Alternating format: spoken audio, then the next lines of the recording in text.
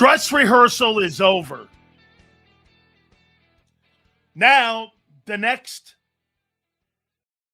time we'll see the Eagles on the field will be during training camp in July. Appreciate you coming aboard. Do me a favor, guys. Please hit the like button. Super chats go to the top. Before we get going, one of the greatest comebacks in pro sports history happened last night at Madison Square Garden. That was absolutely incredible. 29 points. They come back and win, and they beat the San Antonio Spurs to take a 3-1 lead in that series. Incredible. Jalen Brunson has a shot to go down. I got to go back in NBA history. Finals MVP that won a national title. Jabbar, Magic.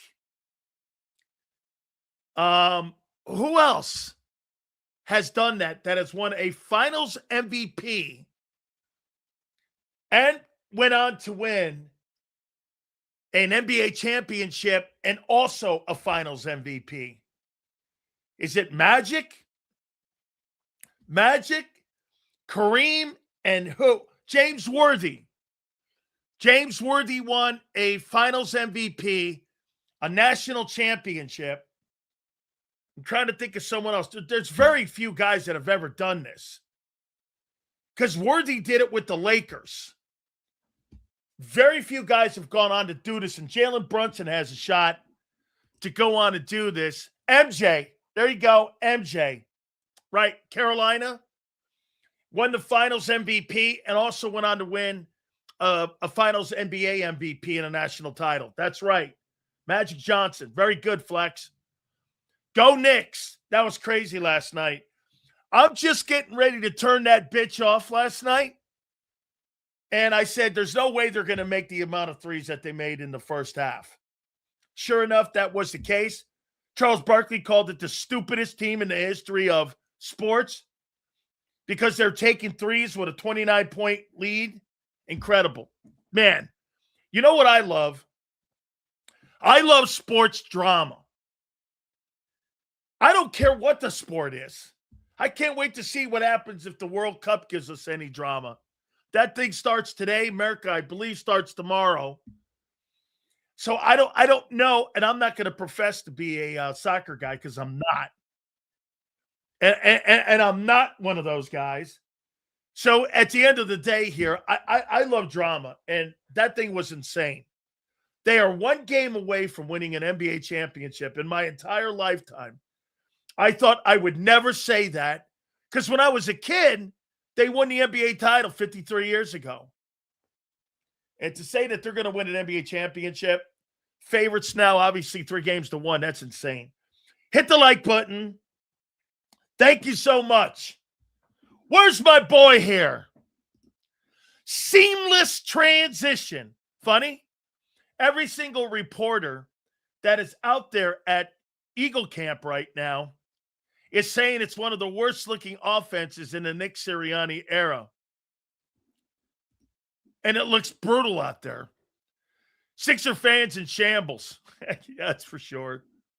Big Sills, which D tackle was better, Sapp or Donald? I'll take Sapp. Aaron Donald's a better pass rusher. Sapp's an overall better player. My opinion. Thanks for the supers. Man. Seamless transition. Doesn't seem to be going that way, does it? And so far for the boy child genius, Sean Mannion, what you guys said to me, he's got 43 days to figure this out without any practice. You can't even get it right in helmets and shorts. By the way, funny, here's another great take. Listen to the players, not the reporters. Watch the actions. Don't listen to people talking because they'll fool you every time with their bullshit. The reason why the players are talking it up is because they're struggling out there. They can't even get it done in 7-on-7. Wait till the pads go on. Seals, what's your thoughts on Espinanza signing up with And what do you think with the death, what they got now at edge? I think they need another DT. I think the guy's a good rotation piece. I don't think anything more of it. It's probably depth. Probably says Brandon Graham's no longer around. But he's going to be a depth piece. What do I think of him? I think of Aziza Ojalara. One of them kind of guys. That's how I look at him. And whatever you thought of Aziza Ojalara and guys like that from a year ago, that's what this guy is. Nothing special, nothing more. He's a depth piece, like those guys were a year ago. Okay? Lane Johnson sounds excited. Funny. The players are talking better than they're actually going through the drill set. And by the way, like I said, man, it's 4 days. You can't even get it right in 7-on-7. The players and reporters say whatever they want. Players will hype themselves, their teammates up, and reporters are always looking for a story, even if it's a white lie. Why report lies? What's the point of reporting lies? Seals, do you know what the fuck they're doing out there? No. Hey, get this. I talked to 4 reporters that were out there for the 4 days. They said the thing looks chaotic. And it just doesn't look good. By the way, 8 wins is even more in cement. Seals, Hurts kind of got drilled yesterday. He did. He absolutely did. We're going to talk about what he said. He was asked about AJ and working with Scott Loeffler. I think it was a great question by John. Contract talks and the article. I thought they really did. I thought they asked him some pretty poignant questions. Mannion is up against Don Fangio in minicamp. Well, dude, you're going up against Dan Quinn, who also has a Super Bowl ring as a D coordinator in the opener. You're going to be facing good coordinators. Are you under the impression that Dan Quinn doesn't know what he's doing on defense? Dan Quinn's got 2 Super Bowl rings. Excuse me, he got 2 NFC championship rings and a Super Bowl as a D coordinator. He's got a Super Bowl ring too. And plus he created and was up there with Gus Bradley in Seattle when those guys did the Legion of Boom. Are you under the impression that guy doesn't know what he's doing either? You're going to be going against some pretty good coordinators out of the gate. Hey, get this. See this? Quinn doesn't have Coop, Q, or Woolen in their secondary. Well, help me out here. 49ers didn't have any of those guys either. And they waxed you.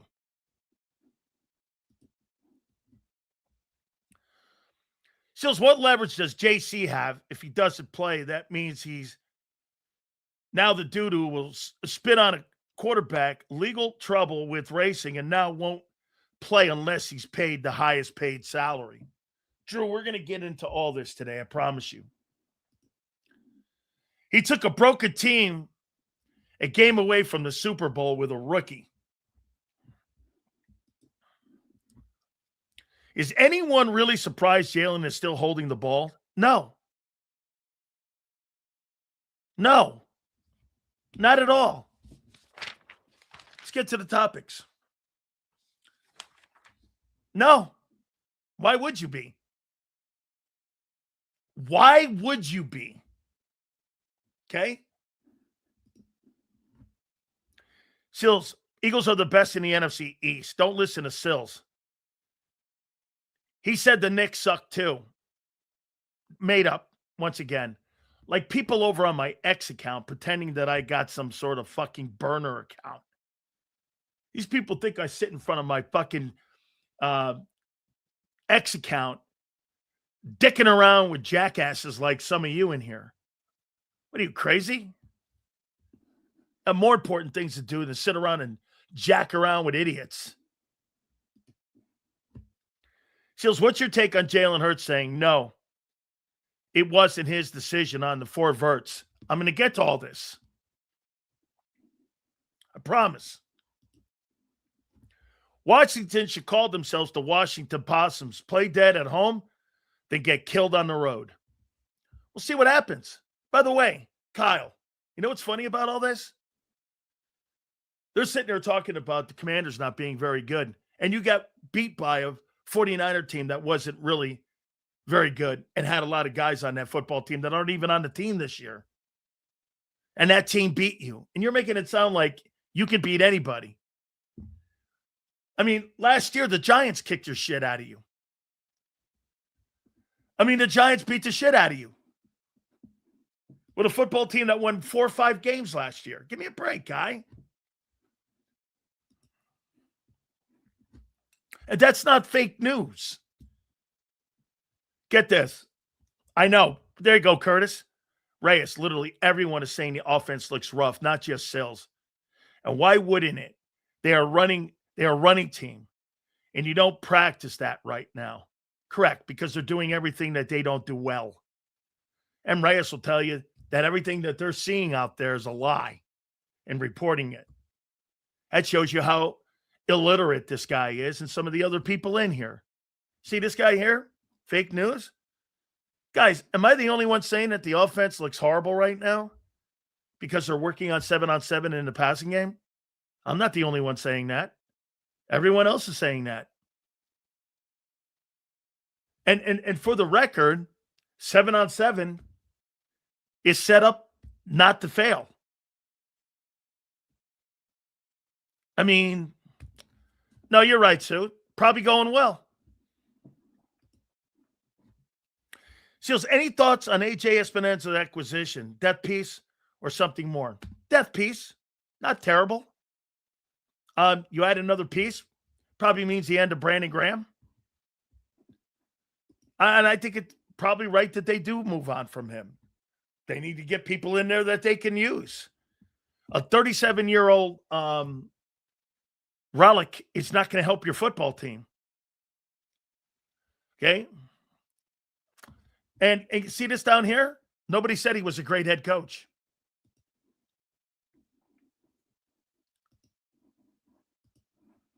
Oh, Maniacs Hills? Too funny? Why? Because we said a little truth to you? Nice one, kid. Let's see here. Got to wait for idiots to get by. There you go, Mikey. It's not because of Graham. It's because of not showing up. Let's see here. Sills, did you see AJ backed out of his Philly camp and isn't offering refunds? Well, I hope not. Okay. So let me get to the topics here. Yeah, no one said he was. Dan can't create coaches. Hey, James, I think Dan Quinn's a fine coach, but don't dismiss the guy as a defensive guy. He's considered one of the smartest defensive minds in the NFL. He got a Super Bowl ring before Vic did. And by the way, remember something, James, what Dan Quinn did. How many first rounders did they have in that Seattle defense that they built that Seattle team with? Who was a first round draft choice? Sherman, maybe, I think. Maybe he wasn't. I don't remember. I think one of the linebackers, Cam Chancellor, wasn't. They found those guys in lower rounds. And they built the Legion of Boom with it. Michael Bennett was a free agent. And Dan Quinn and Gus Bradley put that whole thing together up in Seattle with pieces like Lego pieces to create the Legion of Boom. You say whatever you want about him. Most of you who would say that Dan Quinn doesn't know what he's doing defensively don't really know defense. It's not about being mad about bad reports. It's you guys carry on. It's just camp. Who cares? They look good. But if we're doing bad, you say they're only going to win 8 games. No. I say you're only going to win 8 games because you're never going to implement this offense quick enough. And you don't have the quarterback and the skilled players to do it. Not because you're having 4 bad days of practice. I said it prior to your OTAs. You'll win 8 games. So you make that up too, just now. You just made that up. Because prior to going into the camp, I said you'd win 8. And I'm sticking to it even more. Okay? That's a made-up comment. So wait, does the prior year matter or not? Not really. Different team. I was told last year the Super Bowl means nothing. But this year I got to feel somewhere about a 49er loss. I'm confused. Because you have the same offensive people back. Oh, wait. You have a lesser offensive group back. Do you not? Your offense is a lesser group this year than it was a year ago, right? Or wait, let me guess in turn, Sirianni. You think you're better on offense, right? Because of why? The Midnight Genius and Sean Mannion? Seals, did you hear Nick trip over his words answering questions about Jalen Carter? He practically confirmed a hold in. Yeah, I know. This is a contract issue right now with Jalen Carter. Also going to talk about this. Yes. Your head coach looked more stupid, smarts he looks, was with Shane and Kellen. Your head coach looked more stupid, smarts he looks was with Shane and Kellen. Okay? Dog, I'm not saying you just said that. I'm saying that as you're using the bad camp as a tool to hang on your 8-game pick. Come on. I'm not, bro. They'll never get to, whether you had OTAs or not, I'm still speaking to 8 wins.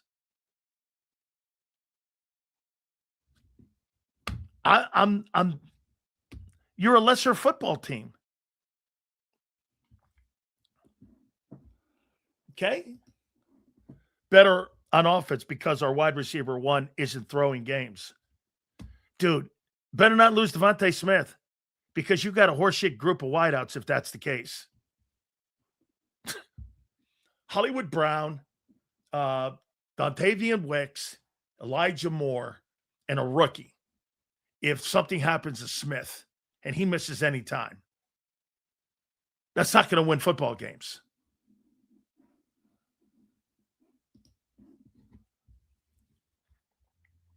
Seals, if I remember correctly, Earl Thomas and Bruce Irvin were definitely drafted in the first round by Pete Carroll. You could fact check me on that. Now, I believe you. I didn't. I just know that there's not a lot of first rounders. I thought it was Richard Sherman that was drafted in the first round, but he may not have been. I know they built that with a bunch of later rounds, like Cam Chancellor and all that. Okay. Let's see here. I agree. We are a lesser football team, no matter how you look at it, but camp is not an indicator of how your season goes. No. Sherman was a 5th rounder, and he's going to go to the Pro Football Hall of Fame. I can't wait to see his first hit. Cam and Landon look much better just physically. Will it hold up? I don't know. But if those guys are okay, we can run under center, less predictable. True. Barkley could carry us. I believe he still has it. All right. Well, Curtis, all the things you're saying, that means they're going to erase everything that they've been trying to do if they go back to what they do and what they did a year ago. If they do that, this offseason was for nothing.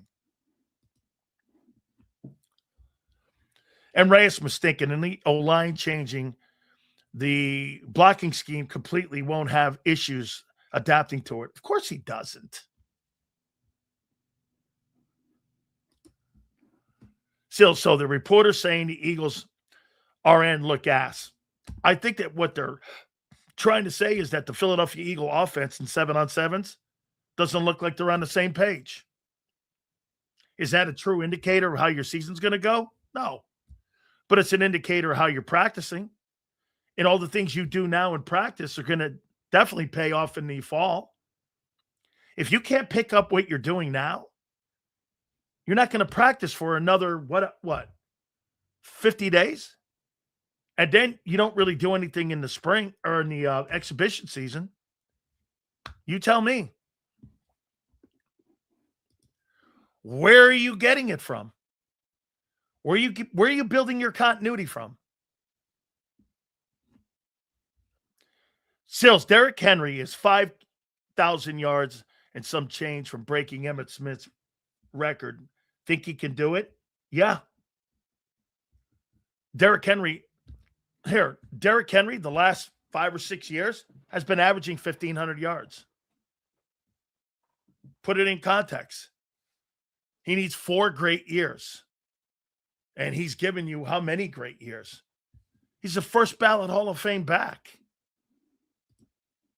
He's like one of the only guys I've ever seen run for as many 1,500-yard years in their career. Derrick Henry's a special football player. Teams will still flood our running lanes without a viable threat at quarterback 1. That's not on the O-line or Barkley. Correct. Yo, Sills, has Nick Sirianni no risk at biscuit hurt Hurts' development, and having a rookie OC makes camp look chaotic? That's a great take. Yes.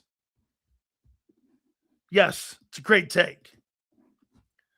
This year's Eagles need to play in the preseason. I happen to think you're right. Sills, Hurts isn't qualified to run a complex offense. No offense. You learn that shit in college. If Hurts didn't get that in college, this ain't happening. I happen to agree with you. Continuity takes togetherness, especially with revolving offensive coordinators. Honestly, at this point, if we have a great year, I'll do whatever it takes to keep Mannion, even if that means promoting him to head football coach. Sills, Titan fans said he did the same thing with the youth football camp he had in Tennessee. That's a shame. AJ showing really a lack of character on the way out the door. Sills, does Derrick Henry have more 1,500-yard seasons than Barry? If so, that shit is crazy. I think he does. I think he's one of those special players. Dude, he's 31 years old, and he went for over 1,500 yards last year. I mean, well, think about it. In the last 2 years, he's gained $3,000. Or what is it? Almost $4,000?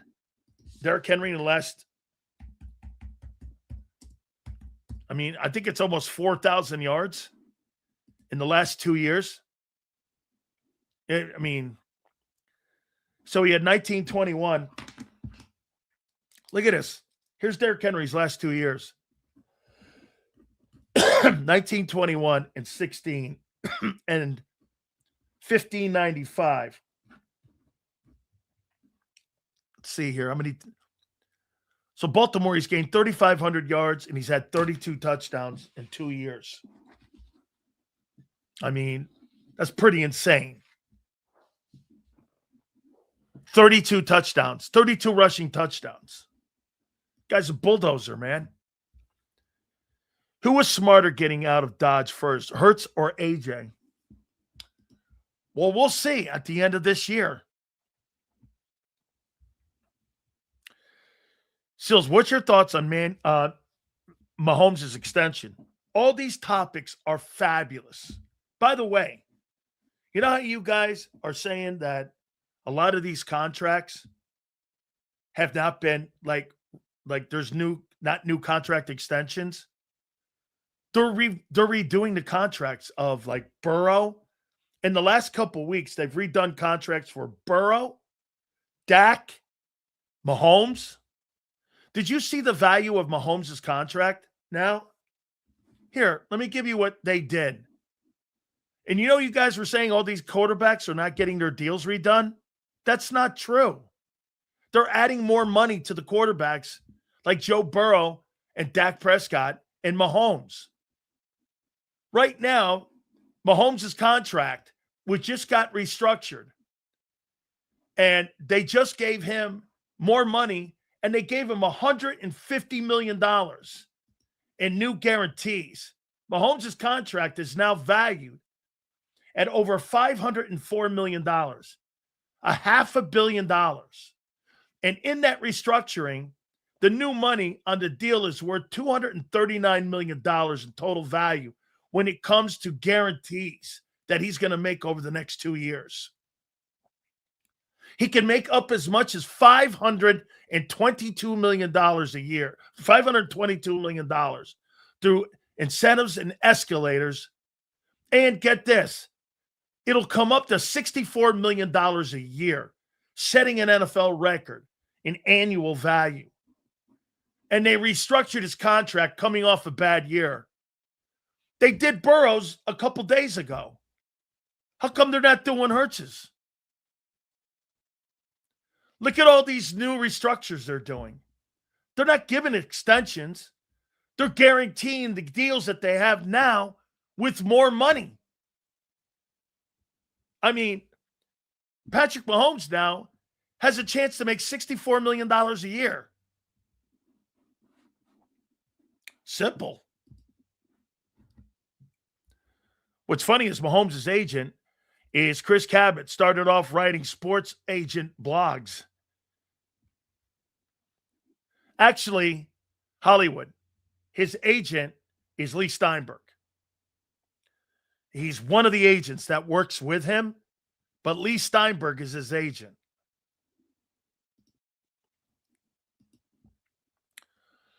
Seals, can you trust a guy who can't read defenses? Shit, no.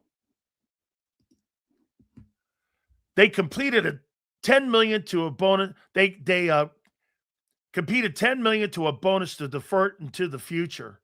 Dude. And now they've given them the ability to be able to go out and sign guys. Okay? Keeping Hurts at around 50 gives us wiggle room to add pieces. Like who?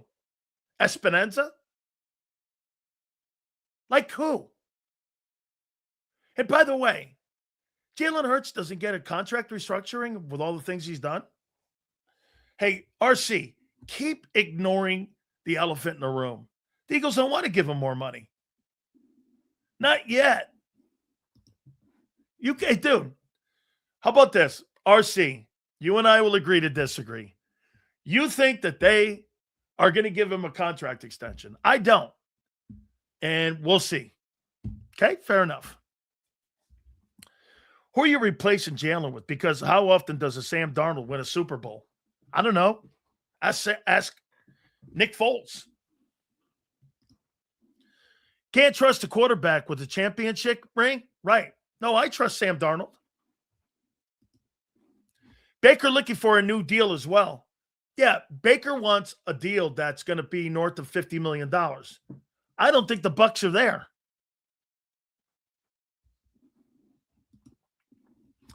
Bring in Mac Jones, call it a day. Yeah, pay him $25 million. You could win a Super. You don't need to have an elite quarterback to win a Super Bowl. Look at the last two Super Bowls. Those guys aren't elite.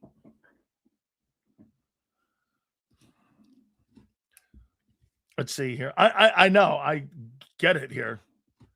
Once every 9 years. Really? Well, here, let's take a look at that. Let's see. Yeah, because you got to compete against elite quarterbacks and guys that are Hall of Fame quarterbacks. Let's see here. It's a good little exercise. I like it. So Sam Darnold wins a Super Bowl against a rookie, kind of, in Drake May. All right. We'll see what Drake May turns out to be. Drake May be the next Jimmy Garoppolo. I don't know. Hurts. Well, all the things they're doing now shows you the guy's not an elite passer. He won a Super Bowl. San Francisco, Brock Purdy. Some of you think Brock Purdy's an average quarterback. He got to a Super Bowl. Mahomes and Hurts. Okay? Mahomes is a generational player. Matthew Stafford's a generational player. Tom Brady's a generational player. Patrick Mahomes is a generational player. Brady's a generational player. Foles is not. Brady's a generational player. Peyton's a generational player. Brady's a generational player. Seattle, Russell Wilson, good player. Joe Flacco, I don't know. I think he's a good football player. Eli Manning, I think he's a good football player. Aaron Rodgers, generational player. Drew Brees, generational player. Look at these guys, though. Who they played? There's Jimmy Garoppolo. Garoppolo got to a Super Bowl. How many guys since 2013 have been a good dude to get their team to a Super Bowl? Garoppolo, Russell Wilson. Who else? Cam Newton, Matt Ryan, Nick Foles, Jared Goff, Jimmy Garoppolo. Let's see here. Jalen Hurts, Brock Purdy. All those guys got teams in Super Bowls. Guess you don't have to be really elite to get that team to a Super Bowl, do you? We upgrading at running back at 24 with Barkley. Why not do the same at quarterback with Joe Burrow? Yeah, well, that's going to cost you a couple nickels there to get that guy. Jimmy Garoppolo got there with a mediocre roster. That was a pure scheme season. Okay? Sure. You want to go that lane? Sam Darnold, why is he good now? I don't know. Because he won a Super Bowl? I would say because he's 28-6 in the last 2 years on two different teams. Maybe different coaching. I don't know. If you think he's good. What I'm saying is he won a Super Bowl. According to you guys, if you win a Super Bowl, you're elite. So he has to be elite. I had a guy give me this. Sills, Darnold's not elite. He won a Super Bowl. Is Jalen elite? Yes. Okay. What's the difference? And by the way, that guy did it on two different teams. Go 14-3.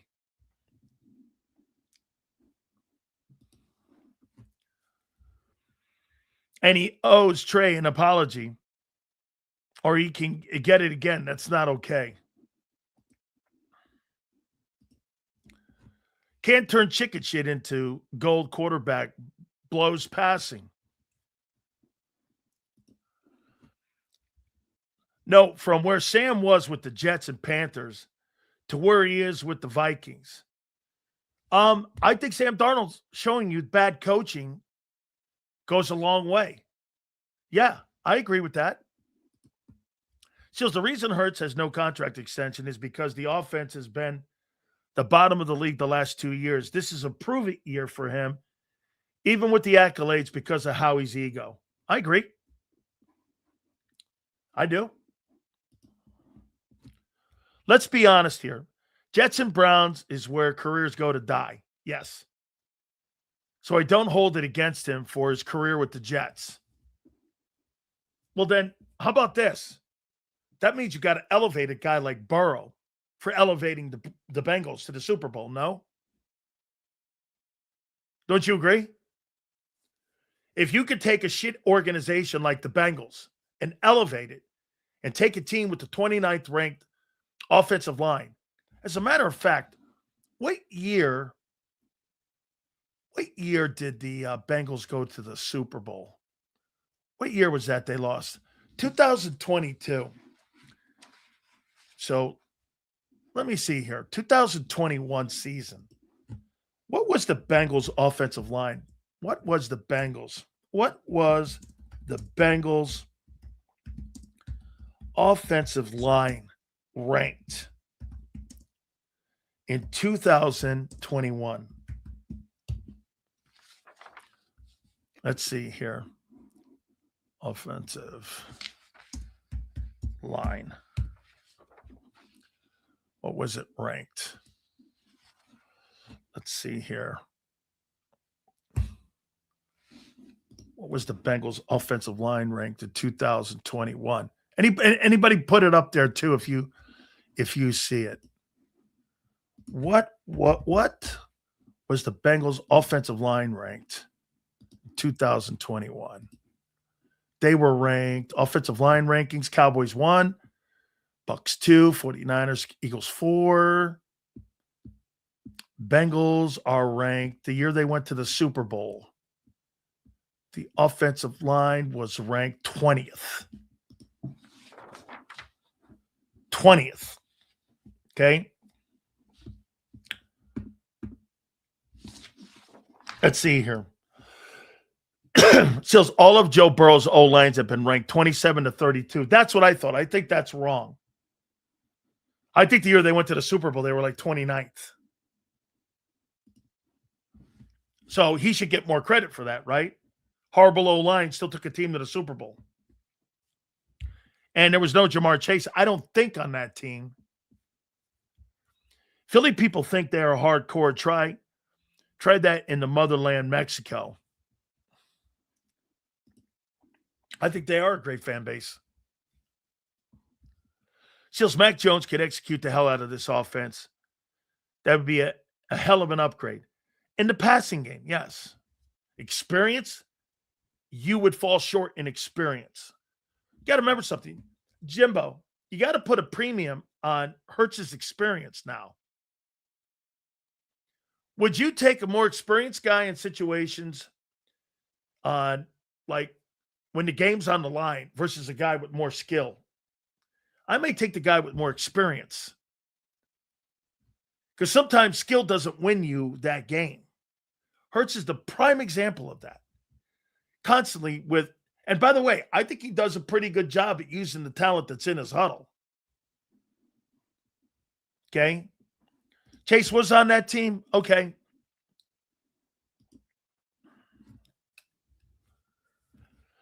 Mac Jones, I think, has limited experience. Trey, you can't be for real when Tony Romo played. It was more Mexican people who had this jerseys, a bunch of Cowboy fans.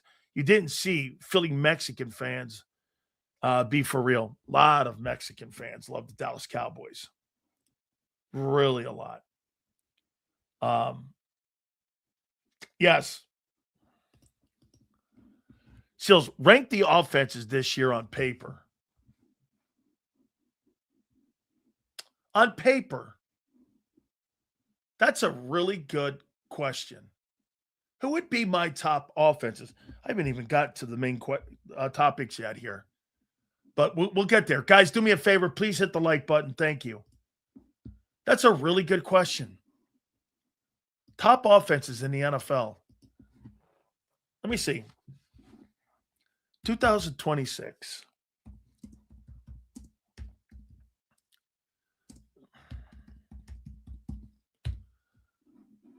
Let me see. Well, I would do this.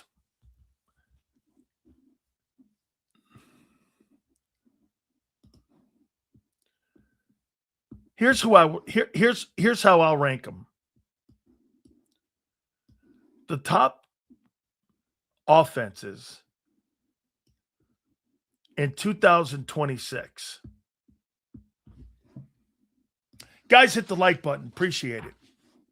I like this question. Rams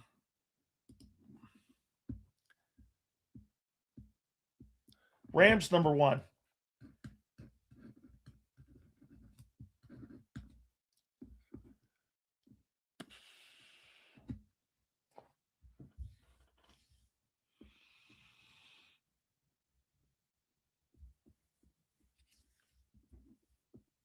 I'm going to go Cowboys number 2.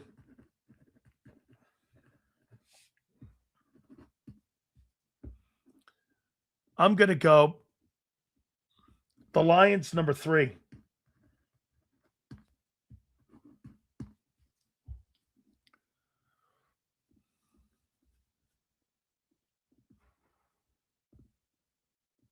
Seahawks number 4.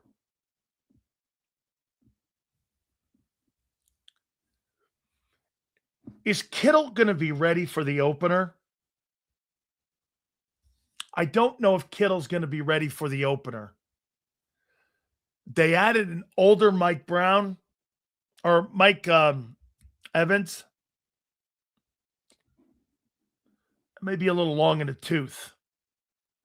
If Kittle is ready for the opener, I'll put the Niners at 5 with Christian McCaffrey. So my top 5 offenses would be Rams, Cowboys, Lions, Seahawks, Niners. I'll put Bengals at 6. I'll put the Patriots at 7. Chargers at 8.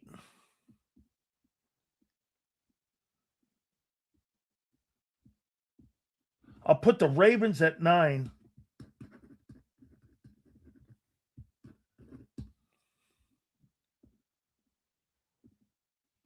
I'll put the Broncos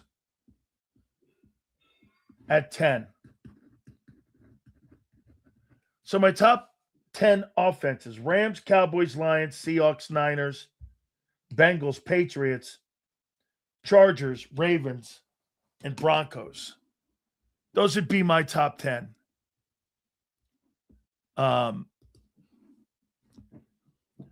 You don't get tired of hearing him talk about,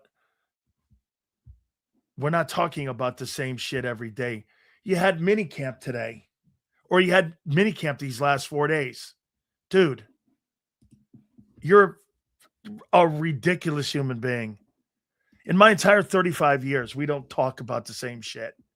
And plus, I talk about what people want to talk about in here. Dumb as shit, dude. Again, another guy to the corner. Jalen Hurts has struggled most against split safety zone coverages like cover 4 and cover 6. And cover 1, robber packages. Defensive coordinators use those alignments to stop the RPO. What they did, Hollywood, was they stopped the backside counter tray play. Remember, he would take it out and then go backside? Well, how you stop that is against the Eagles. Those defensive ends would get into pursuit. Hurts would take advantage of that. Well, that play went away because what they do now is they make sure that end has containment on the backside. And what he does is he goes down the line of scrimmage now, and he goes as deep as the ball. So they took that counter trade play away. Okay? Well, let's see what the Broncos offense was ranked last year. You think the Broncos offense is so bad? Let's take a look at that. Where the Broncos were ranked a year ago with Bo Nix. Maybe they weren't high. The Broncos were ranked 10th last year in total offense. Broncos in the passing game was 11th. Broncos in the run game was 16th. So they were a top 10 offensive football team a year ago. Let's see here. You're crashing up because you can't talk in a chat. I'm not sure what he's talking about. Sills, Mahomes is practicing. Think you have to put Kansas City in your top offense. I don't like their offensive skilled people. Who? Who's in that offense that makes you go like this outside of the quarterback? Name me one guy.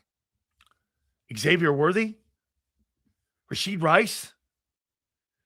A 36-year-old Travis Kelce? I don't see it. The quarterback is exceptional. And the quarterback wins. Okay? This show is my business. That's not true. Last year, the offensive rankings for the Denver Broncos, they were 10th in total offense, and they were 11th in passing. And in rushing, they were 16th. Complete lie. So with the Cowboys having a top 5 offense, which I agree with, let's say they have an even middle of the pack defense, right around 16. What will be the excuse this year? There won't be. There completely won't be. Okay?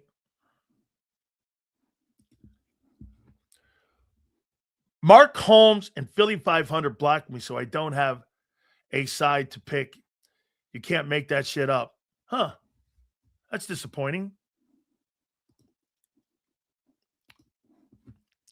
KC definitely has trash cans around him. Yeah, well, that's the greatness of Mahomes. 7 straight AFC championship games, 5 Super Bowls, 3 wins. There's nothing to get around that.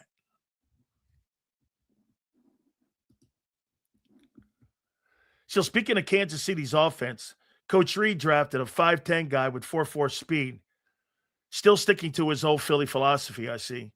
He does not really believe in wide receivers in Philadelphia, and he didn't believe them in Kansas City. He believes in tight end play. Andy Reid does not believe in big name wideouts or big play wideouts. He's never had them, except for Tyreek Hill and T.O. one year. He's never had, and Deshaun, he's really never had a big time dude play wide receiver. Okay? And by the way, just because you have the top 10 offense, that's not to mean you're going to translate it into a Super Bowl. You can have a top 10 offense. Here, I'll do something else here too. I'll rank the top 10 defenses going into 26.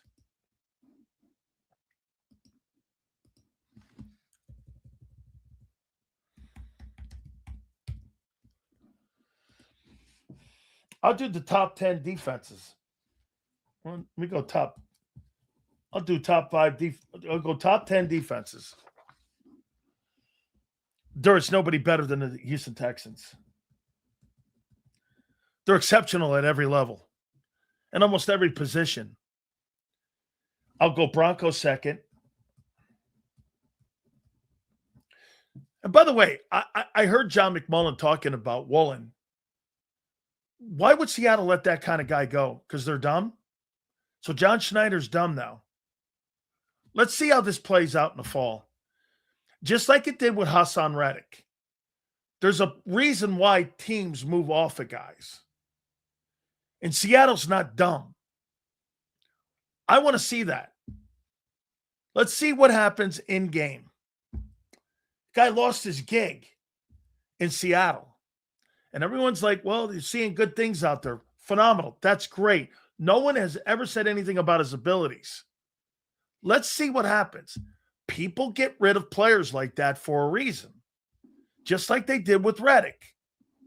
I know you're not going to believe anything, and you think the Seattle Seahawks are stupid. I know you do. It's okay. We shall see. Mahomes wins and puts up 5,000 yards. Get this. Mahomes wins, so it's safe to assume that Hurts' contract is right around the corner since he wins too. He doesn't win like Mahomes guy. Mahomes throws for 5,500 yards and 50 touchdowns. And has Juju Smith-Schuster as his receivers. Complete idiot. You can't get away from that. Like, you can't get away from dumbness. The Browns are clearly out of this. I'm going to put the Seahawks defense third.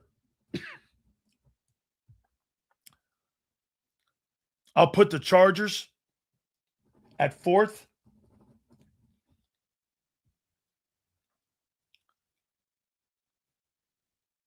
I'll put the Eagles fifth.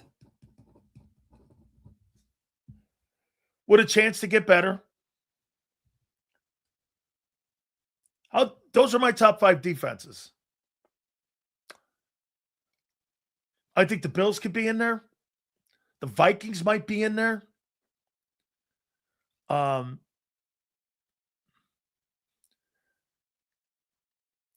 Packers might be in there. The Rams may get a good juice from Myles Garrett, but they lose Verse. My top 5 defenses going into 26 would be Texans, Broncos, Seahawks, Chargers, Eagles. And if you want, you can rank them any way you want. I don't really care. Those are going to be your 5. I think those are your 5 best units on paper, at least. With the Rams, I'd put the Rams there, potentially the Jaguars. And Packers. Patriots on the outside. Rams, Jags, Packers, Patriots would be outside the top 5 as my top defenses. Okay. 50 and 18, that guy gets the max, doesn't matter what his name is. Not to mention the Super Bowl MVP. Can't wait to see that contract coming in. Too bad it hasn't come yet, or any kind of restructure or any guarantees. They just gave Mahomes. Get this. They just gave Mahomes $150 million added on to his contract. Now his contract's worth $522 million. They rewarded him.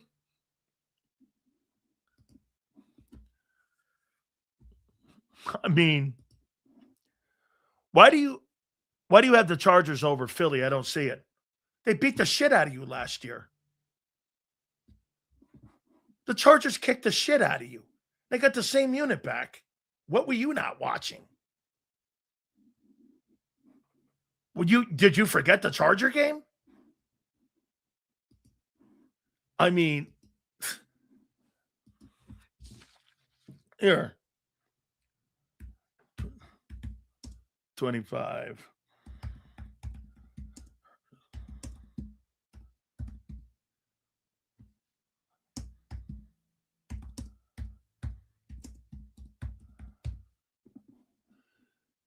Let's see here. Let's see what they did here. So they held here. So, I mean,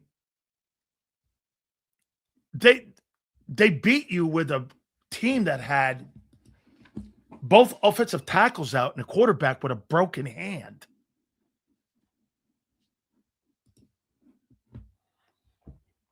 Dak is probably around the top 5 to 10 quarterbacks, but number 1 pay is not appropriate. Correct. Yes.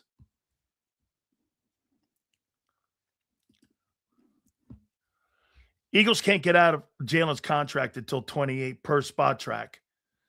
That's not the case.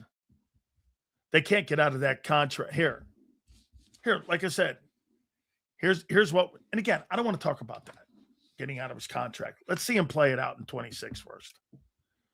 So what I'm hearing is the Eagles are better than the Rams too then. Whatever you want to think, guy. Love that. Drew Rhodes announced chat yesterday. Big Blay Slay is a Drew client also. My daughter sat 1 row behind him on a flight to New Brunswick last week. That's right. Drew Rhodes announced represents Darius Slay.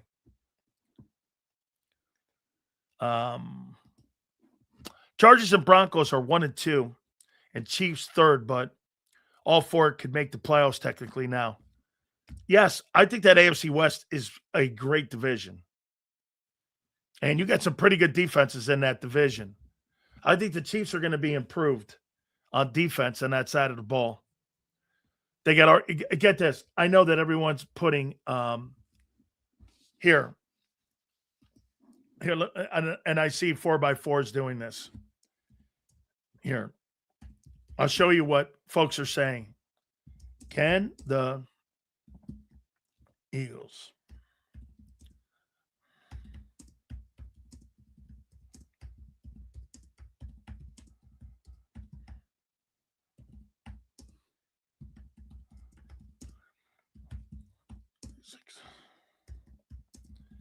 I got a text or send in to the NFLPA. As we said the other day, according to the NFL Players Association, yes, you can get out from Jalen Hurts' contract after 26 with relative financial feasibility. Hurts is in the middle of a 5-year contract extension that he signed in 23. Dead cap. The Eagles would still carry a significant dead cap charge in 27 due to the prorated signing bonuses and restructuring money, but they would void paying his actual salary and roster bonuses. Post-June 1 option. If the team designated him as a post-June 1 release or trade prior to the 27 season, they could spread out the dead cap hit money and potentially save millions in cash and creating a realistic out to move in a different direction, how we put in the parameters of the contract. Because of his contract structure, many in the league circles view 2026 as a pivotal year. So they could do it after because they could prorate it and void the years on the back end with the money owed. They could get out from it. Hey, Sills, what will it take for us to get Mac Jones from the 49ers? Well, if Hurts shits the bed and you go try to get Mac Jones' value increases sitting on that roster in San Francisco right now. Okay?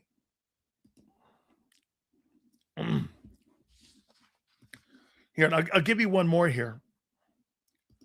Let's see here.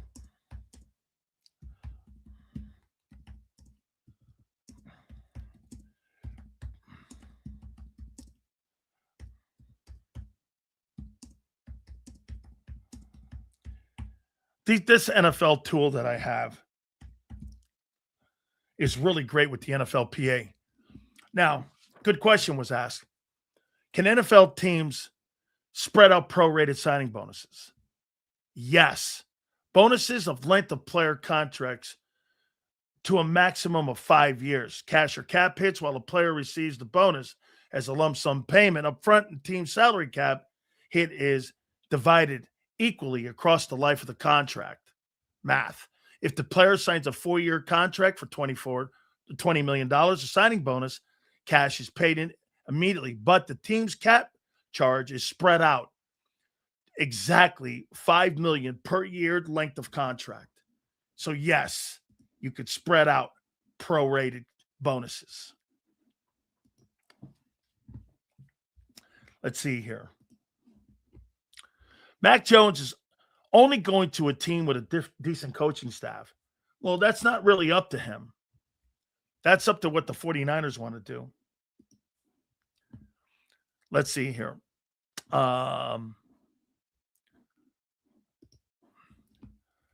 Rams defense literally redid their whole secondary, got Garrett. Sills gives credit of doubt. Well, wait. Woolen was fired. Trent McDuffie was traded for. There's a gigantic difference. Myles Garrett was traded for. And you gave up a 1 player and another 1 and a 2 and a 3. Are you trying to tell me you think Tariq Woolen is in the same conversation as first-team All-Pro Trent McDuffie, who's now the highest-paid corner in the league? Is insanity. Only an Eagle guy would see it that way. That Woolen is the same as Trent McDuffie, who was first-team All-Pro and just got $32 million.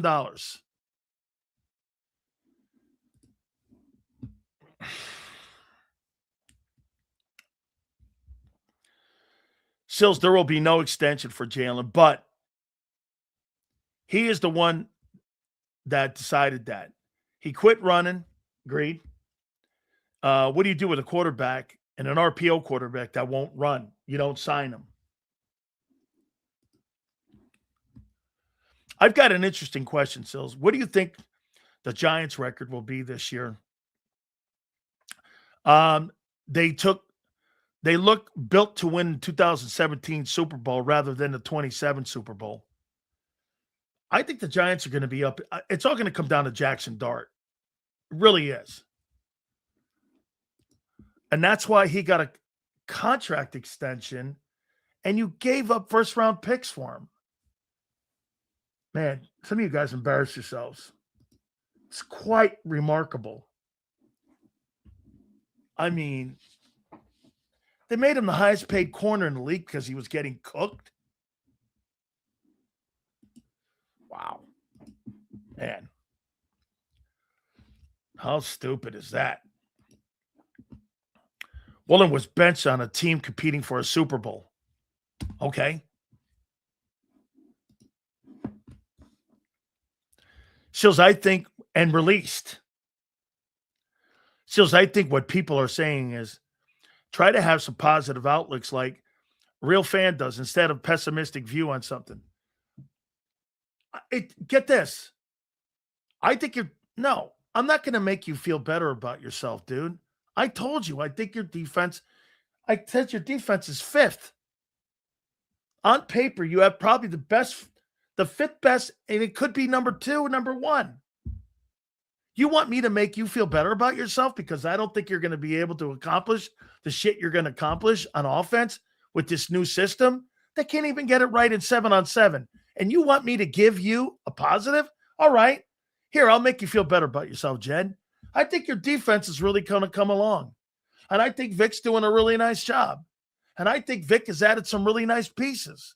I think Woolen has a chance to recoup his career again in Philadelphia. Does that make you feel better about yourself? No problem. I hope that does it for you, kid. I'm not sure what the hell you're talking about. How in God's name are you optimistic about shit you can't even get done in 7-on-7s? I'm not, and you know what the comment is? I'm not concerned about it because it's early. It's early. You got 40 days of camp and you don't do shit in camp and you don't do preseason football. The first time you're going to get to see this in actual combat is week 1 against the Commanders. Everything you're doing right now, we're going to talk about what Hurts even said. What are you talking about?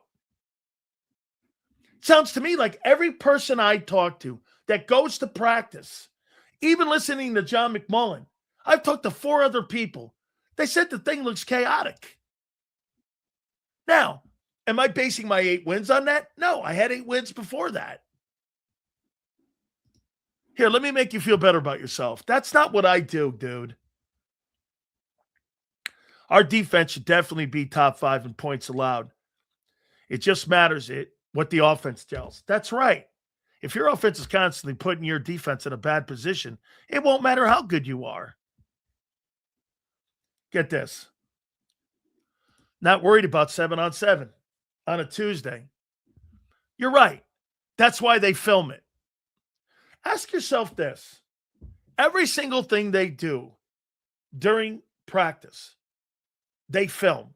If it didn't matter, why do they film it? Why do they film it if it doesn't matter?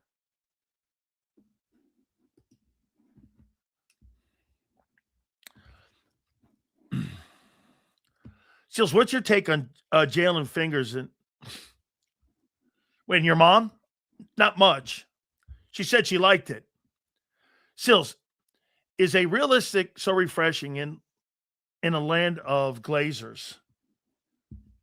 Yeah, they're the glazed donuts. Glazed donuts.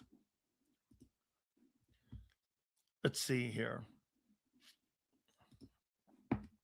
Looney Tunes offense coming soon to Lincoln Financial. Let me get to the topics. So, Jalen spoke. Wrote all the comments down. Jalen Hurts spoke. That's how we prepare. I go back and listen. So, thought it was cool that he talked about his pop retiring. Thought it was great. His relationship with his dad is wonderful. It's good to hear that he has a great relationship with his father.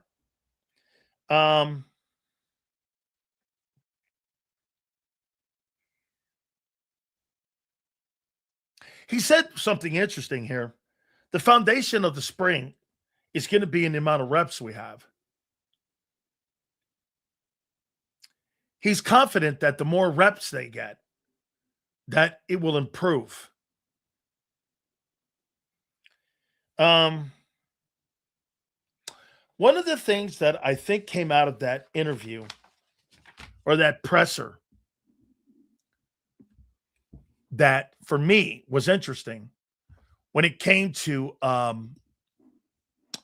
his relationship with AJ Brown. I thought it was interesting. And this is a direct quote. He said that focus on the team and not on personal relationships. That's how I took it. That Jalen doesn't really look at personal relationships. He looks at the team aspect himself, and he's focused on the team. When I heard him answer that, a couple things came to mind. I don't really think he has a personal relationship with anybody on that football team because I don't think he's that personality where he has personal relationships. Like, let me ask you this. Do you think that a guy like that has a relationship with Gronkowski that Brady has? Is there anybody on that football team that you think has the relationship that, say, Gronk and Brady have? I don't.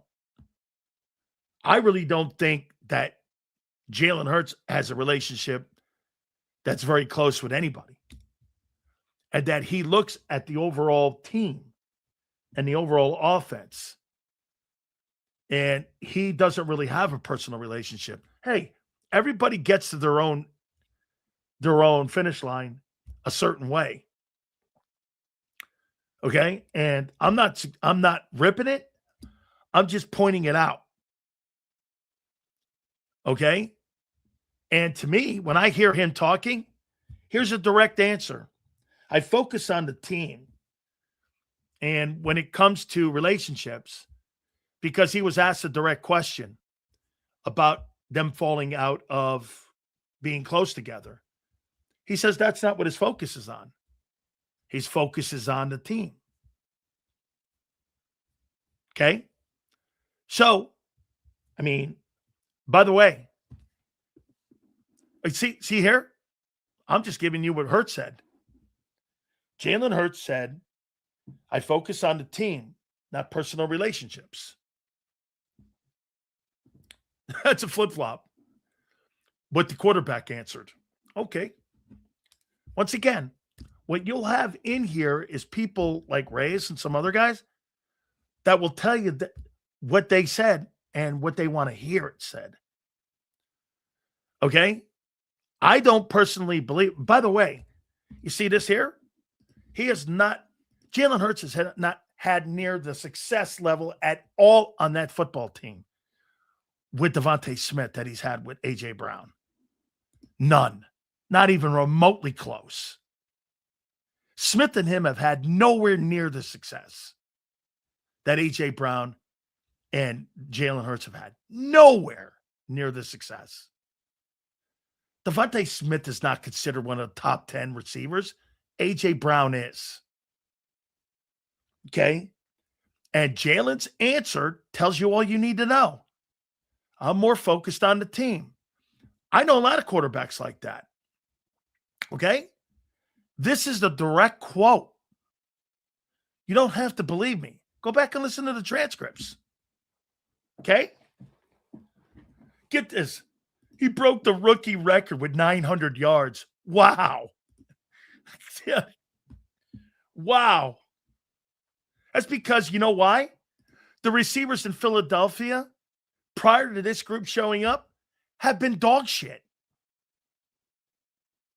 Name me a wide receiver in 25 years that you brought in, not Deshaun Jackson, prior to this group with Devontae Smith that you, in the last 25 years, name me a wide receiver that you've drafted that you went, this guy is unreal. In 25 years, there's been two, Jackson and Smith, in 25 years. That's just since 2000. Prior to that, you never had a 100-catch guy until Smith and AJ showed up. And the two best wide receivers you ever had, guess what? They were brought in as free agents. T.O. and A.J. Well, A.J. was a trade. Don't talk that. I mean, the best receivers you've had, you brought in as mercenaries. Owens and A.J. You didn't draft them. Don't make it sound like you've drafted top 5 wideouts. You've been a tight end-centric place. You can make up all the bullshit lies you want. The Eagles were never known for being a wide receiver place. That's a fact. 25 years. Make up all your bullshit lies all you want. Okay? Sills, if Hurts has a deep playoff run, but it's on the backs of the O-line and running game again, like 24, does he get a contract extension, or can he finally move, or can we finally move on? That's going to be the big question, my friend. I don't know that. Sil Smitty is a great wide receiver. I like Jason Colt's Reggie Wayne. He didn't call him Reggie Wayne. Devontae Smith, you think he's going to put up Reggie Wayne numbers? Reggie Wayne put up 1,500 yards when he had Marvin Harrison. But he had Peyton Manning throwing the ball to him. Well, hey, listen, I love Smitty too. We'll see. We'll see who's right. I think he's a good player. I think he's got the wrong quarterback. Hey, look, if Devontae Smith had Peyton Manning, yeah, he's going to get 1,500 yards.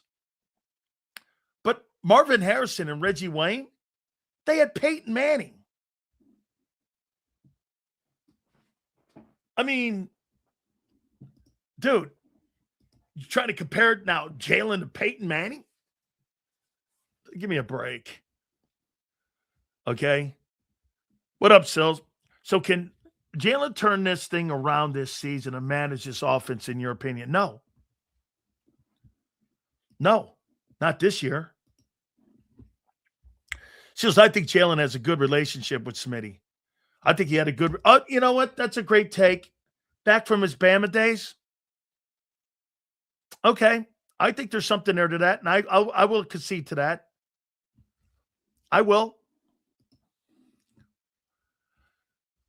Reggie Wayne was known as a willing and effective blocker during his 14-year NFL career. While he was primarily celebrated for his elite route running and pass catching, he consistently did like a lot of the dirty work. Correct. Dude, Jeremy Maclin was a dude. He was good, was never elite. Smitty runs circles around that guy.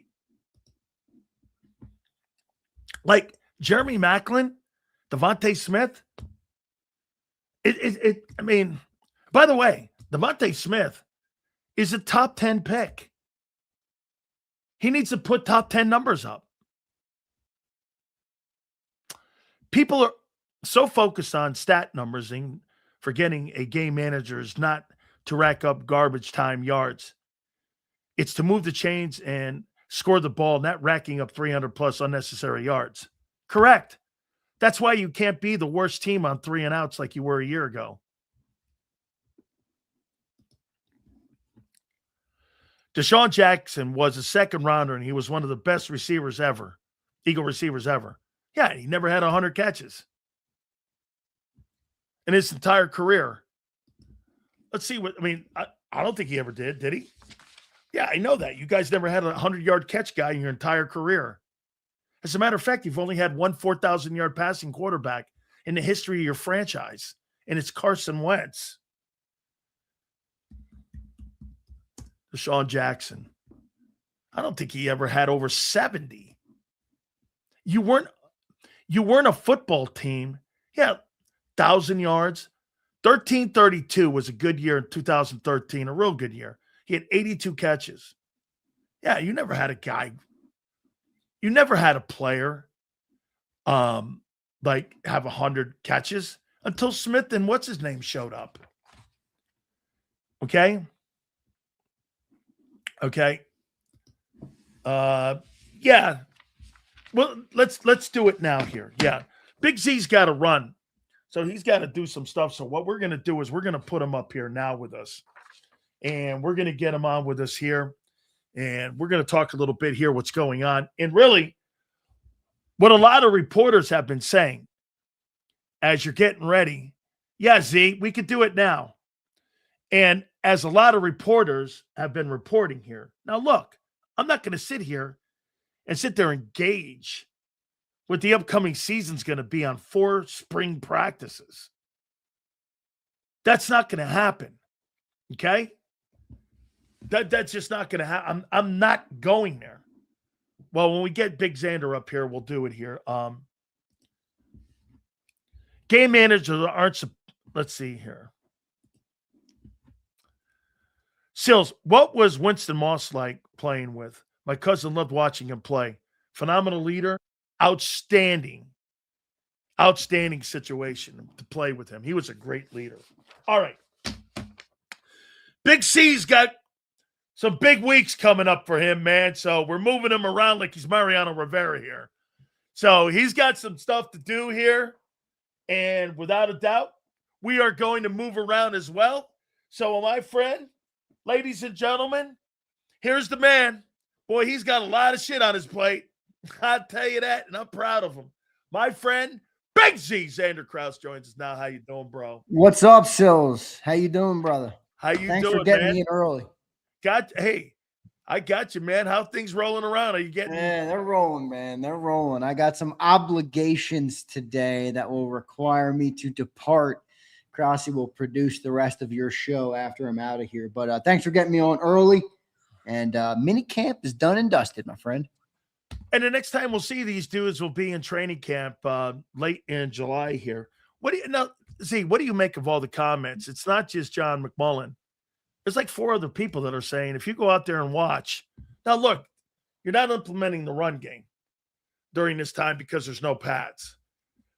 7-on-7. And again, I'm not putting what I think is going to happen in 2026 based on 4 spring practices. That's not happening. However, what do you make of it when you hear the words chaotic being said about the practices?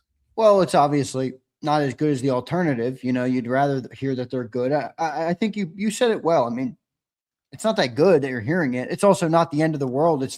Doesn't mean it's how they're going to play. But, you know, my bigger concern is it's not like they're coming off a year where the offense has been good. You know what I mean? So it's kind of a continuing trend as opposed to a new trend. It's not like they were a good offense last year and now in the summer we're like, oh, they're not looking that good yet. The offense struggled passing the football in 24. In 25, they struggled to pass and run the football. And now in training camp of this, or mini camp, I guess I should say, they're struggling a little bit. So it's a continuation of the trend right now. And the Eagles are going to have to correct it. But it also is not time to, the rubber's not meeting the road just yet. So they got time. But definitely sounds like, Sills, I listened to John this morning. I read a piece from Dave Zangaro. I read a piece from Brandon Lee Gouton. I talked to Caden Steele. And I read what other piece did I listen to? I think I listened to some Inside the Birds and a couple of other guys. Not a single person has said a good thing about the offense. It's just struggling. They're not moving the football at all. John's like, I think I saw one pass down the field. So it's early, obviously, but a long way to go, as you said. Something that you said to me earlier in the summer was, are they going to learn all this in one summer, Zander? Like, you know what I mean? And I think maybe you're going to start to see that topic be more and more prevalent as you get closer to the season. So that's kind of where my focus is on it, but we'll see what happens. That's the reason I'm picking 8 games. It's not because you don't have talent. Now, my question is going to come back to Nick here for you. Ready? All right, Z. I don't think you have enough time to do this. And can I tell you what I think they're doing in practice right now? I think they're practicing all the shit they don't do well. And I think that what they want to do with this West Coast offense, checkdowns, throwing across the middle of the field, things he hasn't done in 5 years.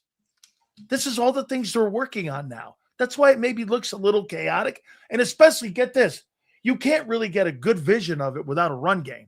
You got to have a run game to throw all that. You can't throw across the middle unless you have a run game that's putting you in third down and short, right? Yeah, that's true. You can't have all that. So the optics of it are going to look really bad here. Isn't this also going to be a testament to what Nick Sirianni is going to do with this?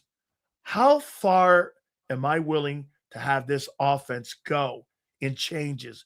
Before, you've been saying and John's been saying, I don't really think we're going to see a shitload of changes, but we're hearing the players say something completely opposite. Isn't that going to be on Nick's coaching set and skill set to go, we're not going to 10, we're going to 6. Let's see 6 first before we get to 10. And that's why, Zander, I'm saying this process is going to be longer than what people think. And the other key component, Zander, the Eagles have not shown a propensity to be patient with OCs. They've not shown that. How are you going to let this thing go? Say it does do pretty well, but not great enough. Are you going to blow them out at the end of the year? You know, it is going to be on the coaching staff because, but the tough part about it is how to thread the needle. You know, right. I mean, they're not. It would make sense in a way if they went back, wouldn't it? Now they've made it a lot harder to do that because Stoutland's gone. You know, the offensive line is now practicing in the summer, a whole different schematic, setup. Same with Jalen Hurts, all these different things. So I think it's harder to go to revert back this year, which maybe means that they're going to have to stick to it. Maybe they force themselves to be a little more patient. I mean, again, I know people love to criticize Nick, and you do as well at times. And I don't think he's above criticism. I don't think he does everything perfect at all.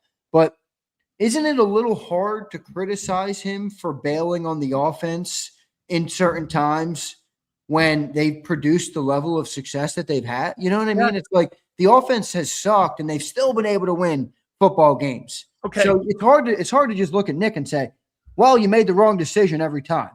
Okay, that's fair. In 24, they bailed on it, and it worked. In 25, they bailed on Stoutland, and it failed. Correct? Yeah. I mean, failed is maybe a little harsh, but did they bail on Brian Johnson in 23? They kind of saw that one through, didn't they? Okay. How'd that finish? Yeah, not good. Okay. So Nick has tried needling that. He's tried putting the thread through that needle last 3 times, 3 years out of the 4 years. One of them, they pivoted. So do you believe what they did in 24 was strategic, or do you think it was lucky compared to the other 3 times that it's not done very well? 23, 23, 23, 25, and now, well, we don't know 26, so I'm not going to go there with that. Do we know that wasn't just luck? Well, I think there's some luck, right? I mean, isn't there some luck hitting on a player? Yeah. I mean, look, I think there's a natural part of the game that there's luck. I mean, if you have 5 offensive linemen go down with, ACLs, that's unlucky. You're not going to win that year. If you're able to prevail, there is some luck, obviously. I'm not saying it's. But do you think this is lucky? Watch this. They end up getting a couple guys hurt in Dallas. Michael Parsons had never put his hand down in the dirt, really, in Dallas. They put his hand down in the dirt. All of a sudden, they find out he's an elite pass rusher. Do you think that's luck? Cowboys didn't draft that guy to be a pass rusher. They drafted him to be an off-ball linebacker. He turns out to be an elite guy. That's a bit of luck too, isn't it? It's a bit of luck. It's good coaching, and it's a good player. So again, it's one part of the recipe. You can't bake a whole cake with just a pile of sugar, but you can. It's certainly an important piece to the cake. So, no, I agree. I mean, I think Nick does have to be better. The only place I disagree with most Eagle fans is they all talk about it like it's this easy, like it's this so obvious answer that Nick should. Oh, how does Nick not do this? And it's like, guys, it's not that simple. When you have the players that you have, when you have Jalen's skill set, when you have an offensive line, like it's not as simple, I think, as people make it out to be. And the other thing I was thinking about with identifying answers, Zander, is the hardest thing you will ever go through in football. Right. I agree. And then you got more morons like this guy, 444. Some things are simple. All right, 444. I know.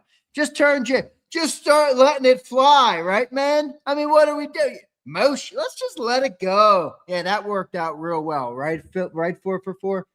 So I don't think it's a simple thing to get it right, but he's going to have to eventually do it. They got a lot of guys under payroll. The other thing I was thinking about, sales with these CEO coaches or even a guy like Nick, sometimes you find a big company,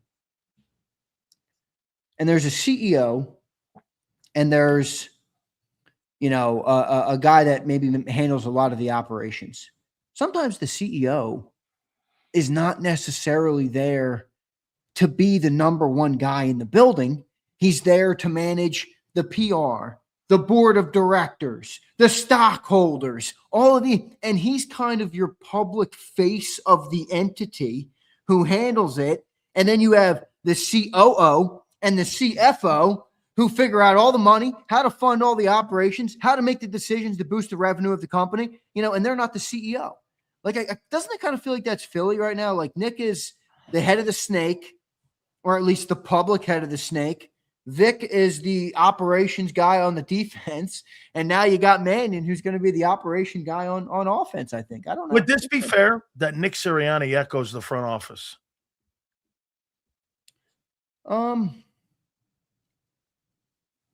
Do you think that? Yeah, I think that's how he keeps his job. Don't you remember what Frank Reich said when he first got here? You got to learn how to know how to operate in that organization. That doesn't mean he's not like, I want my players here. I want my guys doing this. I want this kind of dude. I want that. That doesn't mean he's not with hands on. However, if you're listening to Jeffrey Lurie and what's the fastest way to keep your job? Listen to your bosses. Yeah, I guess you're right. Don't you agree that how Doug lost his job was that he refused to start listening to his bosses? Well, he's definitely a lot more, like John said, politically savvy, which does mean that, he's basically gives them what they need. But I also don't think he lays down. Like, laying down would mean probably not embracing the offense that they embraced in 24. Because every bit of the history of the Philadelphia Eagles would say that Jeffrey Lurie would not okay Nick saying, okay, we're going to be the greatest run team in the history of the modern in the modern era. We're going to run the ball for 2,500 yards. We're going to throw the ball for less than 3,000 yards. We're barely going to use the $65 million of wide receivers that you have, and we're going to take the ball out of the $52 million quarterback's hands. If you went to Jeffrey Lurie and said that, I think he'd probably be like, get the fuck out of my office. Do you have a bright future for the Philadelphia Eagles? Yeah, I think so. I mean, as long as Howie's here, I think Howie's done a really good job. I mean, as a general manager, he always seems to, figure out, even in tough situations. It doesn't mean he does everything perfect. Are you going to duplicate the last 4 years? That'll be hard to do, Sills. That'll be hard to do. I think I'll admit that'll be hard to do. But I think Howie gives you a great chance. He's really learned from a lot of his mistakes. And, I think whenever you have him, you at least feel like you're in it, or at least have an opportunity. But that's going to come more down to how the players play on the field. I mean, Howie signed or traded for Jonathan Grenard. Everybody was excited. Good move, Howie. Great job. Yeah. If Jonathan Grenard sucks, well, that's not going to be Howie's fault. People will probably criticize him, but the players are still the first thing here. They have to play well. They dictate the success a lot more than anybody else, in my opinion. But Howie certainly has a big hand. The only criticism that you'll get from me if Jonathan Grenard sucks is not that Howie's making the move. It's that Jonathan Grenard sucked because he has no signs anywhere where he has. And if you bring a guy like that in and he doesn't perform, how can you rip a guy for a need? He had to replace Jalen Phillips. If the player doesn't come through and he has shown in his resume that he actually is a better player, you can't rip people for taking swings, dude. Well, that's what I mean. Like, that's what I don't get. Like, Senor says not Howie's fault for paying a player that sucks. Well, Senor, do you think Bernard sucks? I don't. Bryce Huff, I think, is a fair criticism because he has never proven 400. He only had 400. Exactly. Remember what I said? he's not an every down player. And it turned out to be he wasn't. I mean, Jonathan Grenard had like 30 sacks in the last 3 years, didn't he? Bro, no, I think he's got 25 in the last 3 years. He's got like 24 sacks. I think 11 and 11, 11 and a half, 11 and a half. 12 and a half, 12, and then last year he struggled and only had 3. I don't know what happened last year. Yeah, well, they could have put him in a bad position. That offense sucked last year too. Yeah, it did. So what is that? Comes out to about what, 24, 25 sacks in 3 years? Like, I think, yeah, something like that. I think the Bryce Huff move was an easy criticism of Howie because he paid him like a player who and it was a bigger proven. Projection kind of Exactly. deal. There was a lot of projection there. Grenard doesn't feel like as big of a projection to me. Now, if he falls flat and you want to blame Howie, I guess that's what Senor will do. I'll give you one here, Senor. If Jalen Phillips goes down to Carolina and he gives you 3 sacks and you're paying him $30 million, was that worth the money you gave him on a 4-year, $30 million a year? Hell no, that's not worth it. I mean, look, addressing a need versus a guy coming in and blowing, that's the player not. He has no record of showing that he's been a bad player anywhere. Hey, I don't look at it like that. Let me get into some of the comments that Jalen Hurts made at his presser. First, before I start going down the Big Sills way here on how I throw questions at you, what did you take away from it? I like when Jalen speaks, man. I think that's one of the more redeemable parts about Jalen Hurts. He's a mature dude. He's always got a good answer to some of the, I thought his answer to the AJ Brown question was great. He's like, I'm not in a position to challenge people's perspectives. I might have to use that in my own life. In my own life, I'm not in a position to challenge your perspective. So I think he's a mature dude. I think that's what I like about Jalen Hurts and what I've always liked about Jalen Hurts. I thought he said some good stuff. I mean, he denied calling the 4 verts play, which I don't know. I mean, was it him? Was it not him? I mean, there was a lot of conflicting reports about that. I don't know that I believe, him right off the top there. On that, I'm concerned he's blaming Kevin Patullo on that. Well, of course. I mean, Kevin Patullo is out the door. It's easy to blame him, And I believe Jalen. Well, maybe. I mean, maybe. Remember, Jalen did. Remember, Nick could have over fucking ruled that. I agree. And then you get to the line of scrimmage, and the play clock goes off in your ear, and guess who has full control? Does Jalen come off like a liar to you? No, but there's been not a liar. But again, he's made contradictory comments many a times in his career. Yeah, but this is a question that was asked to him that's direct. I'll tell you what I took away from that press conference. That's the first time I've heard pointed questions about, the play. AJ. Scott Leffler. Leffler. Very good, John McMullen. What was the other one? The article by, what's his name? McManus and Fowler. I thought that there was some, it was almost like, you know what? That's the first time I've heard him. Here's what I took away. Would this be fair on how Jalen sees his offense? I think he looks at the macro and not the micro. I focus on the team. And theoretically, how I heard that was I don't really look at personal relationships. I'm not saying he's not boys with people. I'm saying that when he was asked the question about the relationship kind of not being where it was with AJ, he answered it like, hey, that's not my concern. I look at the team, and having one relationship like that is not a priority to him. He looks at it as a team. And to me, I think maybe one of the things that I took away from, you tell me if I'm wrong and I'm putting more of a Big Sills on this. These diva wide receivers want personal relationships with their quarterback like Michael Irvin had with Aikman. And I think because that personal relationship did not go where AJ wanted, that Jalen Hurts was more concerned about how the offense looked, not how AJ looked. Well, and that's what Jalen should be concerned about, to be honest with you. I'm not saying he's wrong. I'm saying I think that's where the relationship fell on its back. Well, maybe. And maybe that's where people are right when they talk about these diva receivers not always being worth it. AJ Owens. Exactly. So, unfortunately. I don't think he answered it wrong. I don't. Unfortunately, AJ did live up to his Sileo dub nickname of AJ Owens. Yeah. I actually thought he looked at it. Now, could you take that also as, Hurts is a company man? Yeah, but the company's a successful company. Okay, I'm not right. It's a question. I'm not indicting Yeah, here. no, I don't have a. I mean, I guess you could frame it like that, but I don't have a problem with him doing that. I mean, would you? Let me ask you a question. If somebody was stroking a check to you 18 times a year that was worth 3 million or 4 million bucks, would you be loyal to them or would you be loyal to the coworker? My integrity is easily bought. There you go. So I don't have a problem with Jalen being a company guy. This guy usually is one of the stupidest people on the planet, but I think this is right. That is right. That is right. And I agree Okay. with him. That is how it should be. Yeah. Now, when you do choose that system, though, this is the only spot, and it's not a disagreement with Reyes, it's just further context. When you do choose the system over AJ, the system has to be successful. Yes. Right? You can't, and that's where AJ looked right? Because the offense stunk so bad that now they're actually changing it so much, which would insinuate everything what AJ was saying was actually true. And everybody believed it. They just didn't like the delivery of it and the optics and the way that he did it, which is very on brand for the Eagles, by the way.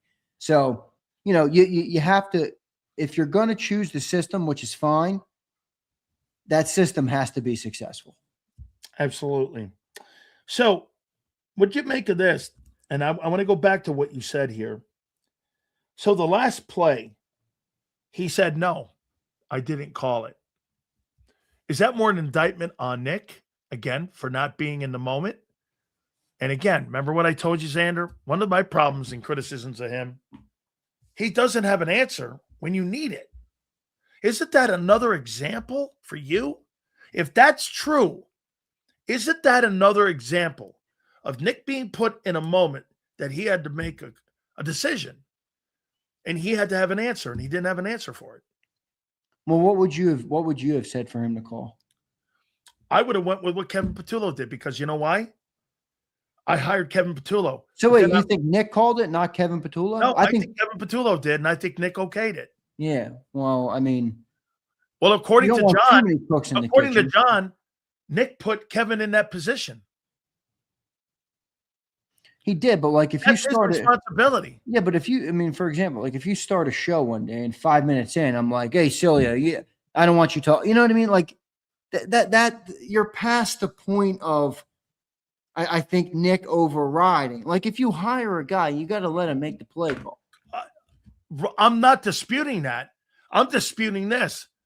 You went out and hired a guy at the beginning of the season. My biggest criticism of Kevin Patullo was you hired a guy who's never been in a situational play caller in his entire life. Just because he drew plays up in a crayon book doesn't mean that he's going to be able to call plays on Sundays.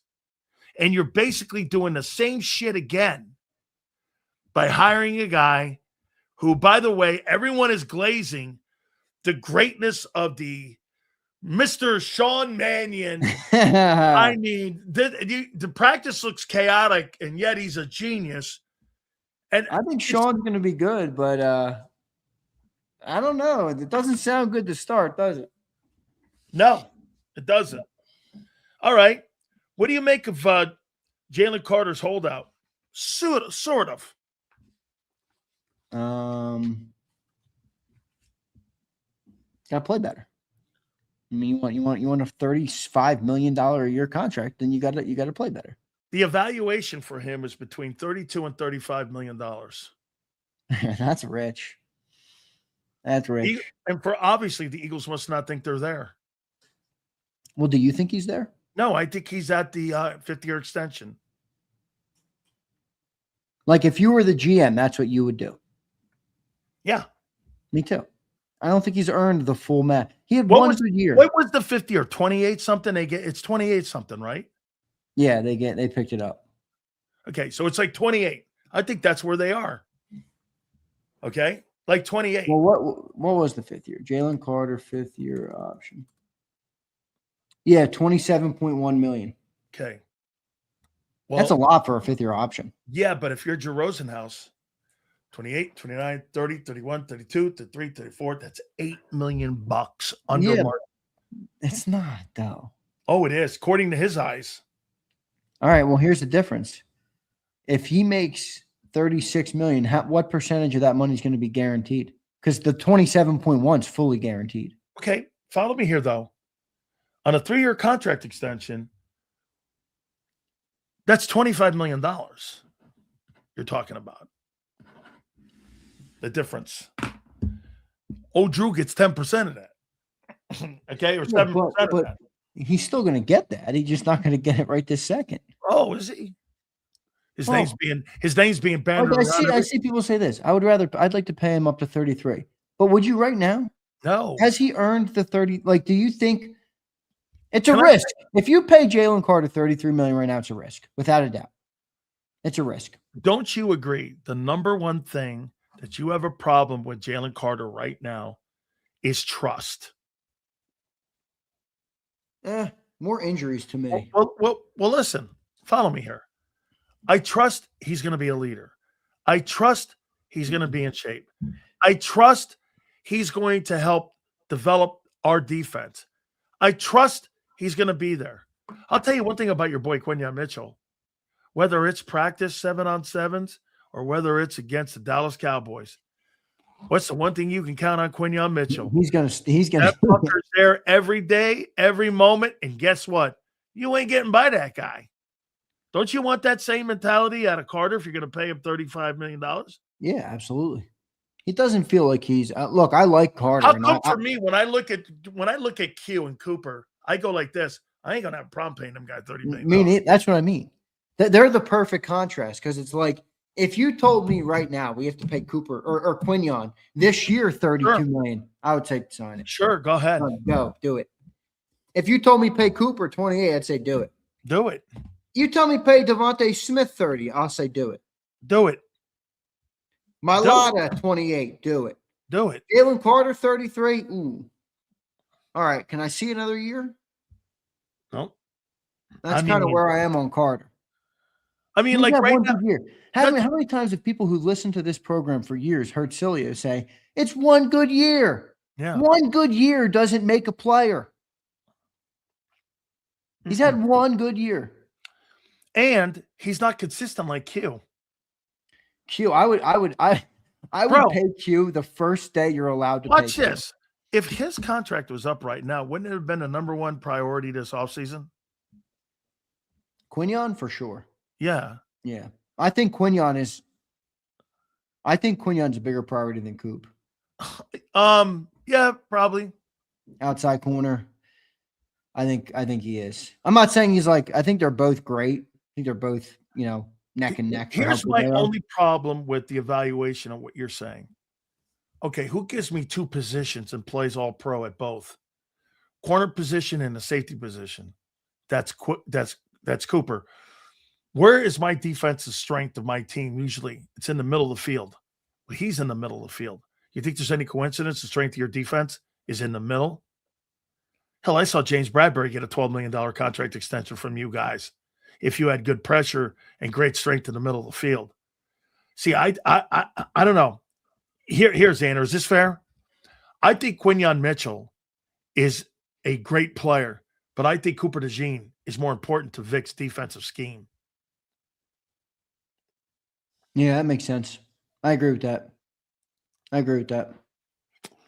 I mean, you take him – if you lose him, okay. I got to run here, brother. My man. Hey, man, one more question here for you, okay? All right, go ahead, rip it. All right. Finally here. Patrick Mahomes just got his contract extension to $522 million. Crazy. They gave him another $150 million in guarantees. Okay. Jalen Hurts is waiting, right? In your opinion, final question before you get out of here. Yeah, yeah. He's got to get the offense back on track here. I mean, you can't settle for a 26th ranked offense and expect to be given top of the market money. Come on, that's just not realistic to me. So I think Jalen Hurts has to have a big year, and look, if he does, there will be a fat contract waiting at the end of the year for him. He'll get the contract before everybody else will if he has a good year. So it's in his hands. That's a perfect spot for him to have it, I think. So that's how I see that. I'm very disappointed Henry Ruggs didn't get his parole. That's disappointing. I saw that. Yeah, I think he's mandatory parole next summer. Okay. Or he has to get out next summer. But yeah, they had a. I hope he gets another shot at playing in the NFL again. Z, have Me a great too. It day. would have happened this If summer. I were the Eagles, I would have went after his ass. I know you would have. I maybe would have too. All right, brother. I appreciate it. Big Z, I'll talk to you soon, man. Thank you very much, my guys. Later, dude. Got it. All right. Do me a favor, guys. Hit the like button. If I were the Eagles, I would have went after Henry Ruggs and given him another opportunity. Okay? I would have. All right? I totally would have gone after and would have went after him. Either you believe in rehabilitation or you don't. Okay? So, poor Sean Mannion doesn't stand a chance. Dude went from Jordan Love to watching Hurts struggle to complete a pass in 7-on-7. Let's see here, okay? Oh, he's not an idiot, but he had to know growing pains were on the radar. This is exactly what I've been telling you guys. Why make these changes now when they were 50-18? That makes no sense to me. I said that to you guys. I would have listen, if the number one thing was going to be because of health, I would have went and said, well, let's see if they get healthy before I start changing shit up. I think that's it there, what we got there. Appreciate you guys. Thank you so much.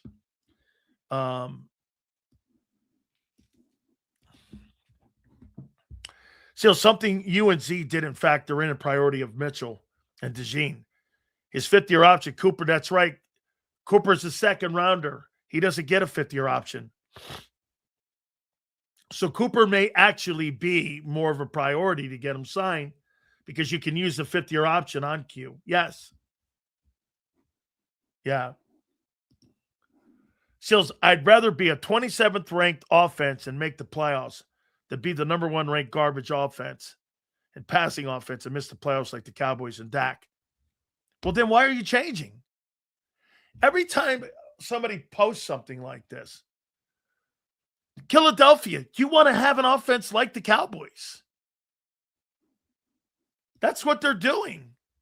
You contradict yourself. Still, something you and Z, okay. Let's see here. Should have rehabbed an Uber instead of killing someone. You're right.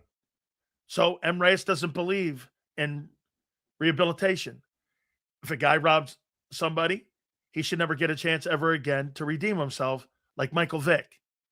He killed dogs, went to prison. Michael Vick should never get a chance to do anything in life ever again.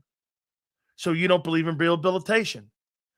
So that means if a guy does something wrong, he should be locked away for the rest of his life. Okay? Either you believe in rehabilitation or you don't. Don't tell me you guys are all these liberal thinking people when you want to give people second chances and try to tell me that the criminal system in our country is whacked when you don't want to give people rehabilitation. Either you do or you don't. You can't have it both ways.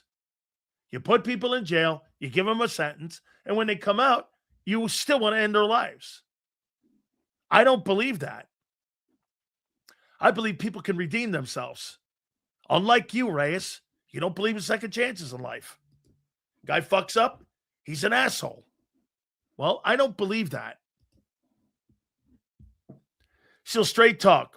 Are you signing Carter for Drew's money if it costs his kid? Hell no. Hell no, I'm not.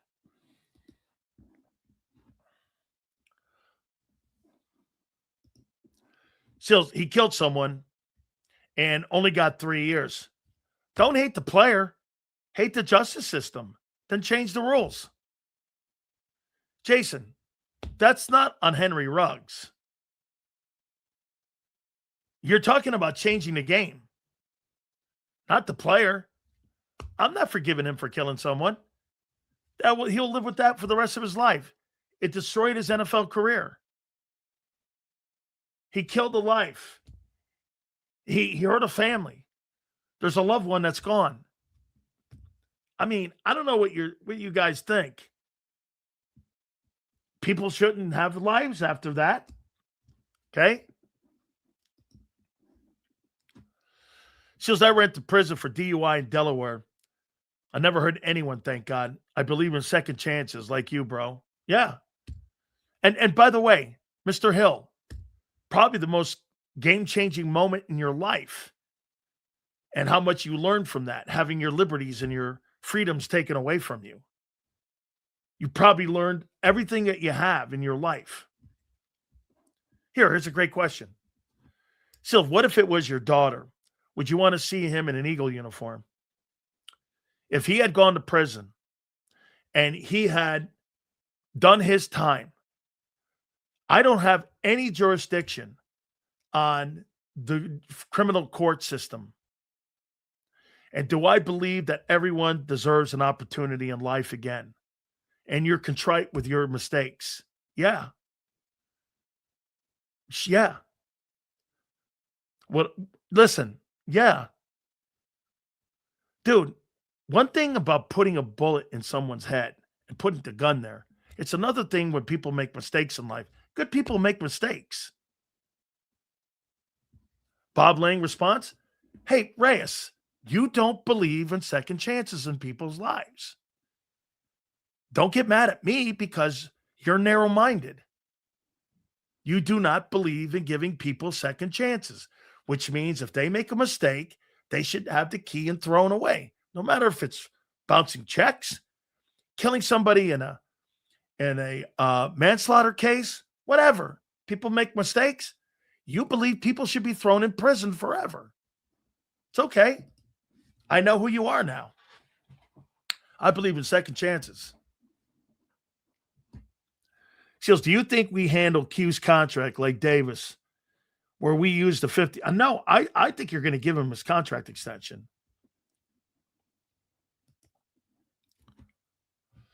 Coach Reed and Henry Ruggs makes most sense.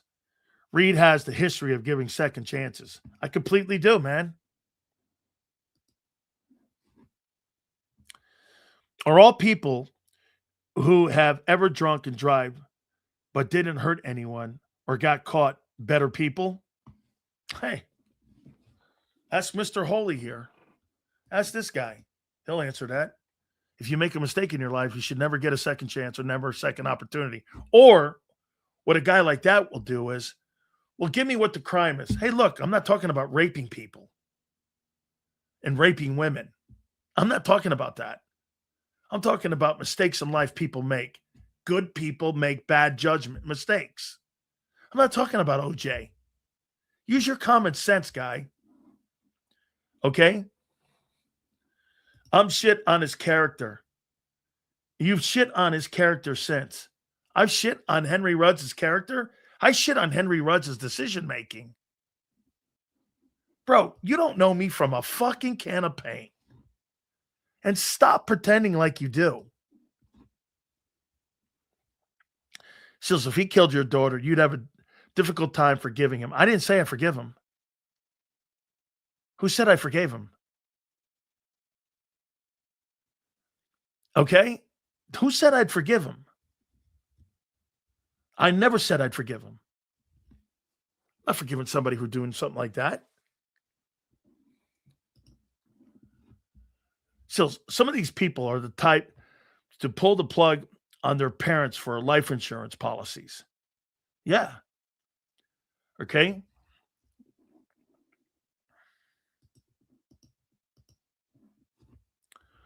Well,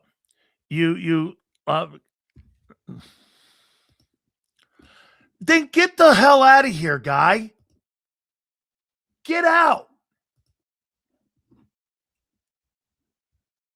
Is it just me or are Jalenites going nuts? My boy Super Mannion will be outshining the East and our guy Coop. Give him a blank check. I'm with you, guy. Why next topic? To make you feel uncomfortable? Good, we'll stay with it a little longer. You don't believe that actions have consequences? Who said I didn't say it?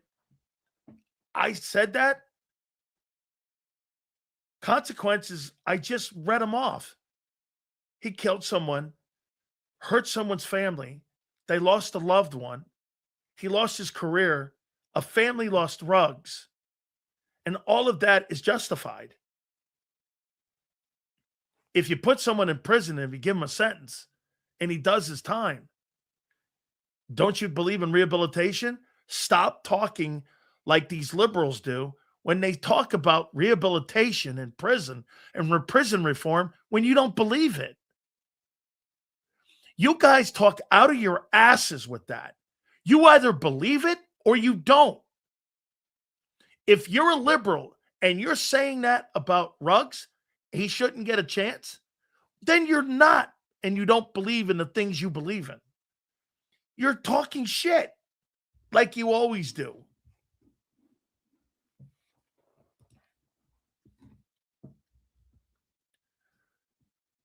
Sills, the point some of these people are missing is that regardless of the personal opinion, Ruggs is out.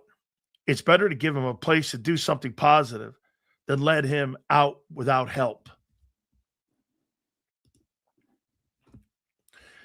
I give Ruggs a second chance. People like Carmelo Anthony, I would never give a second chance to. You don't give people who do cold blood murder. Use common sense. I wouldn't be surprised if Jerry Jones went after Ruggs. Just speculation, but he's dealt with the prior or the shitbirds as well. Yeah.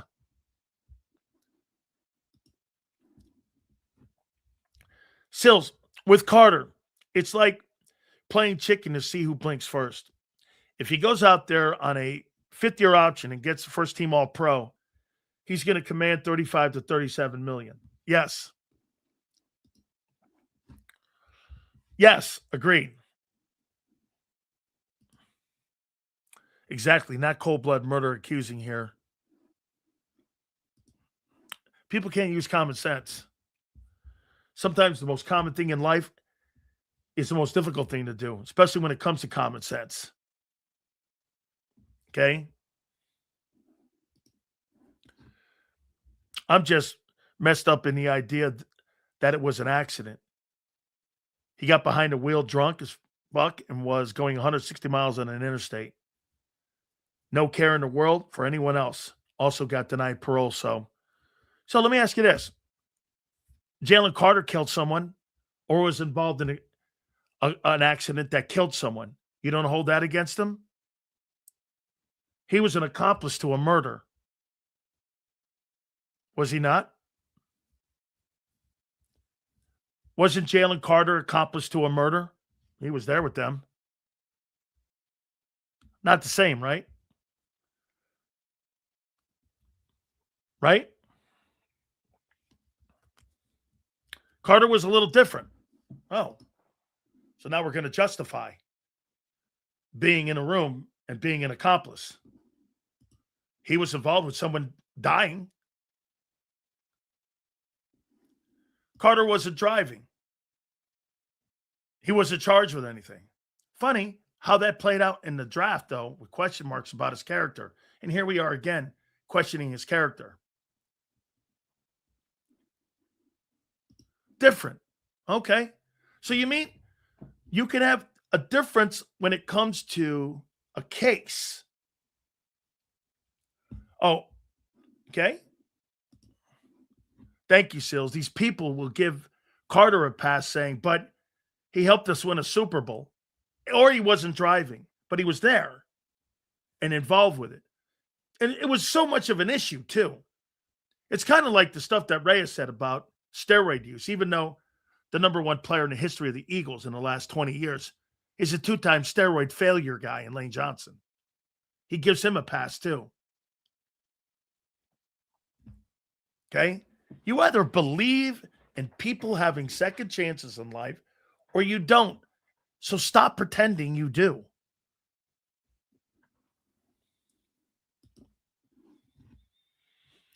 Don't worry, Sills. Well, you know what else, too? And I don't really talk about this much. Okay? Listen, God guides me. And for me to hate people, it's hard because I wasn't raised like that. I was raised that I had to forgive people because God guides me. Unlike some of you who are not with the Lord in your heart, that's not for me to sit there and judge. That's a you thing. Me, I have God in my heart. And I have to forgive people for things that they have done. Okay?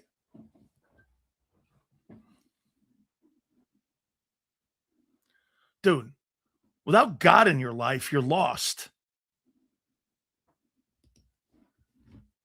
I say a prayer every night before I go to bed. I still do a rosary every day. I was raised like that.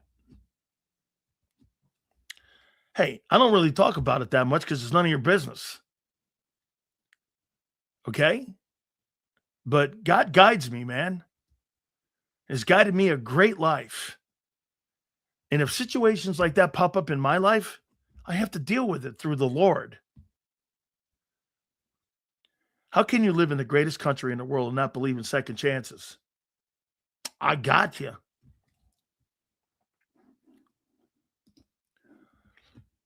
Sills, you're a racist now. When did this happen?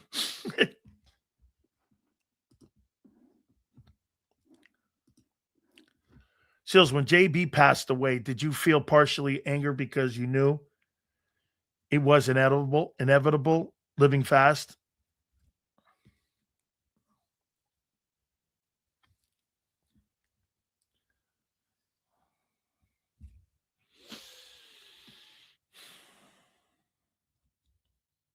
Yes. Oh, we're coming up on that date. 8 days from now, Jerome would be killed. Yeah. And by the way, I keep this thing pretty close to me. Always will. Yep.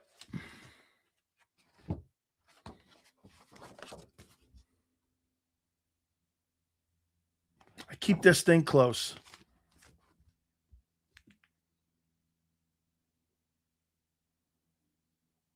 Who was the preacher that day? I think it was Reggie.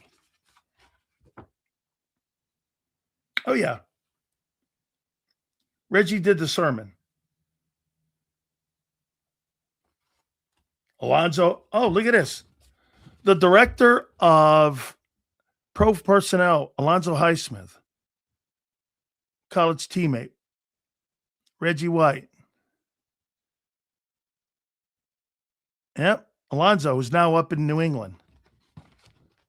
I didn't see that before. My wife went, or my girlfriend, my wife went with me for this. That's in 8 days. I think he was killed on the 19th. Sills, you ever care to go to the crash site? Just wondering. I have. Tell me something about JB most fans don't know.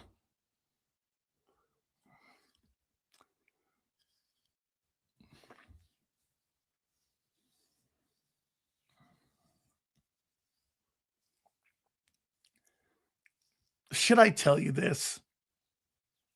My aunt's watching. Should I tell you this? Okay.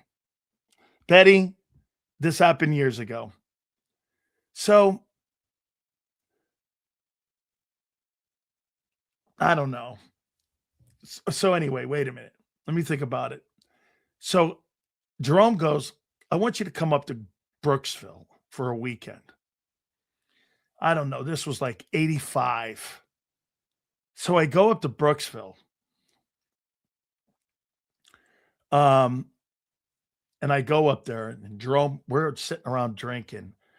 This really fine black girl who was friends with Jerome, man, she was great looking. And I was like, damn, Jerome. He goes, Sileo, you're Italian. I said, yeah, I've never been with a black girl before. She goes, what? So Jerome introduced me to this girl and we kind of hit it off. And oh, man. No. Yeah. I had so many fun times with that guy. I did. We went up there and had crayfish numerous times. I'm not going to say it. So we had crayfish many times. And it's a true thing on his recruiting story, too. Okay? It's a true thing. When they went up to recruit him, I told my wife this story. And when they went up to recruit him, Willie, his dad, goes, "Come here, boy. Pick this car up and put it on them blocks," because he didn't have a jack.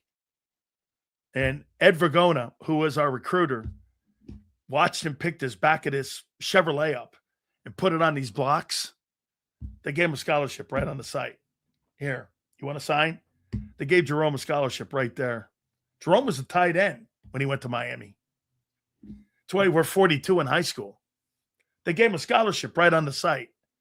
He lifted this back end of a Chevrolet up, put it on these blocks. It's a true story. Okay? Oh, hey, Kyle. We went to, dude, I got a great picture of me and Jerome at Memorial Stadium. And we went up there and we went to Oklahoma. And he told that Booner Schooner, "You ride that thing through our warm-ups ever again, we're going to flip it." Well, we flipped that son of a bitch. And I got to try to find this thing. Jerome Brown, Sileo, Oklahoma. It's a really great picture of us together at when we were up in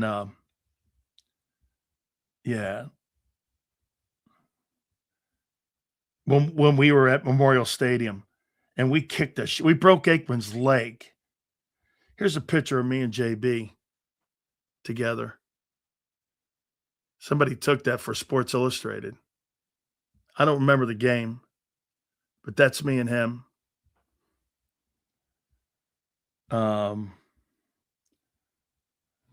Fun times, man, with that dude. Jerome and me, Stubbs, Hawkins. We were very close. Oh, I got to find that picture. Many pictures of me and him, Florida State, West Virginia.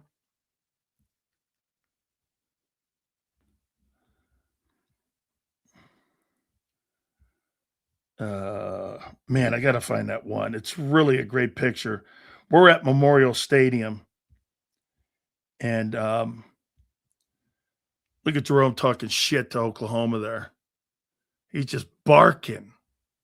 Hey, Jerome was the best shit talker I've ever been around. Yeah, man. He was just a tremendous shit talker. Oh, I wish I could find that picture, man. It was really dope. Me and him, we had such fun together. Yeah, no, man. I mean, I do. Here's the site. Look what we put there. We put an eagle banner there. That's where he was killed. This was 15 years ago. Put this on the grave, or where the site where he died. We went up there. This is where Augustus and Jerome died.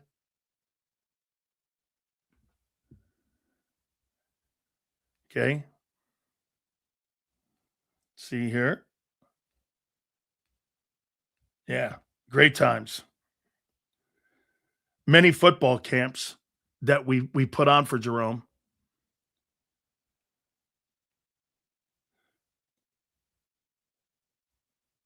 Here's a great comment. Sports Illustrated wrote about us, and I'll end it here.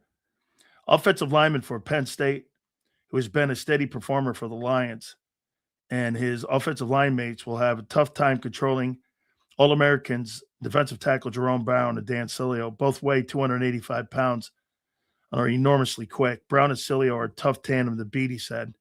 I don't believe we face such a tandem like these two guys. They're a combination of strength, power, and energy. Our goal is to win the majority of the battles. Slowing these two guys down will be an enormous task. We had fun times. That was fun. My aunt was there for almost all of that. Okay. Sills, what was the worst trade you've ever seen? For me, it's Rams trading Bettis to Pittsburgh and then drafted Lawrence Phillips. That was a horrible trade. That was. I'll have to think about that. Was Jerome a man of God when he was alive? Yeah. How Jimmy Johnson kept all of his hair with his Miami teams should be a study. If someone wants to sign Ruggs, I don't care, but he sure isn't owed the opportunity. No. Agreed. The justice system sucks. Imagine if Ruggs didn't have an elite lawyer. Okay. Now Sills is shaped like a beach ball. I wouldn't go beach ball, but I tell you this, I can't run like I did. That's for damn sure. All right. So now we're going to get into another topic. All right. By the way, our friend Howard Balzer, Pro Football Hall of Fame voter, will be with us. That'll be at 4:30. Sills. Sills, I knew Jerome Brown's brother, Calvin. He was actually my teacher in an alternative school for bad kids and went to called Star Education in Brooksville, Florida. He was a good man. There was a brother, though, of Jerome's that went to jail for murder. I think it was a brother, Jerome Brown's brother. Goes to jail. There was a kid who went to jail that was Jerome's brother.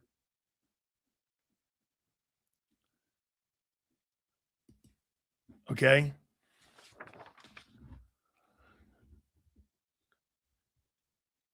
His brother Calvin was not incarcerated. He was a teacher coach who dealt with school lockdown during a nearby shooting. Okay. Now, if that's the kid you're talking about, that kid's a great guy. But there was somebody else that was in his family. That was 30-year-old Jerome Brown. I can't remember, but there was a guy that was, I think, like a half brother of his. So, fun fact, Lawrence Phillips missed a block on Aeneas Williams that caused Steve Young to get his final concussion and retire. Did not know that. Okay. Hey, Sig, I got a question for you on that. And we'll go on. We'll move on to here. You think alcohol is a weakness or a sickness? And gambling, think it's a weakness or a sickness?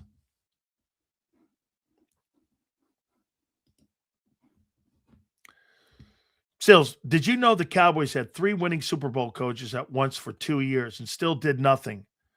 During 2021, they had McCarthy as the head coach, Moore as an OC, and Quinn as a DC. They went 12-5 both years. Let's see here. Addiction is a sickness. Okay? So being a compulsive. So if you're compulsive on everything you do, isn't that more the sickness? Having a compulsive behavior, whether you want to drink, whether you fiddle with your pen, and you have like nervous tendencies, you have compulsive reactions to things. You think that applies to alcohol too, right?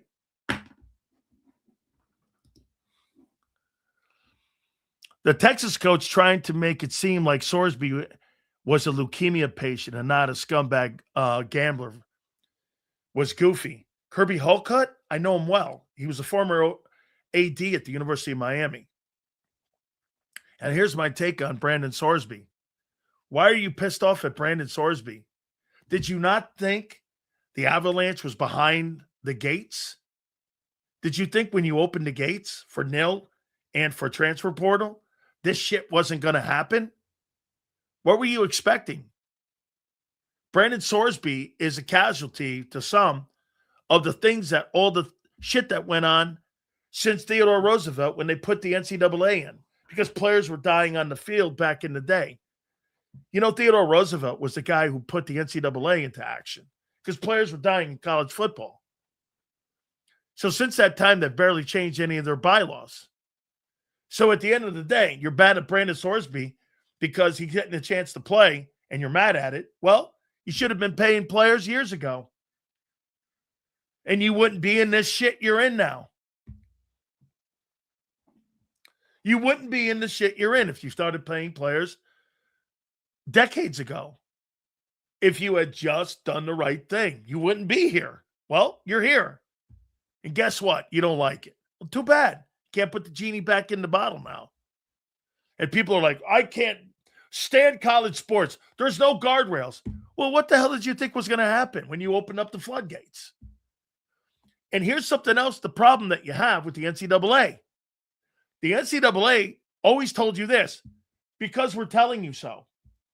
Why can't I transfer without having to sit out? Because I told you so.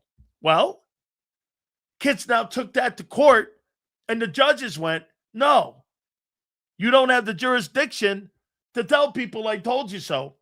Every single case that they've gotten, they've been getting their ass kicked. Trinidad Chambliss, Brandon Sorsby, all these cases, they're getting murdered. Okay?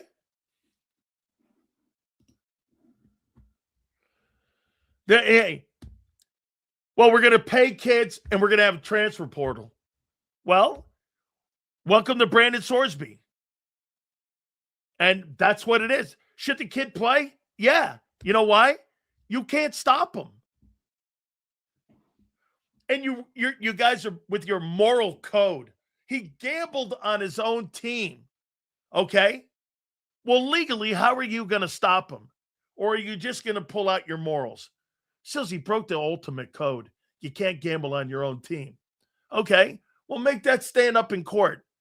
Morality codes don't get you a case where you're going to lose in court.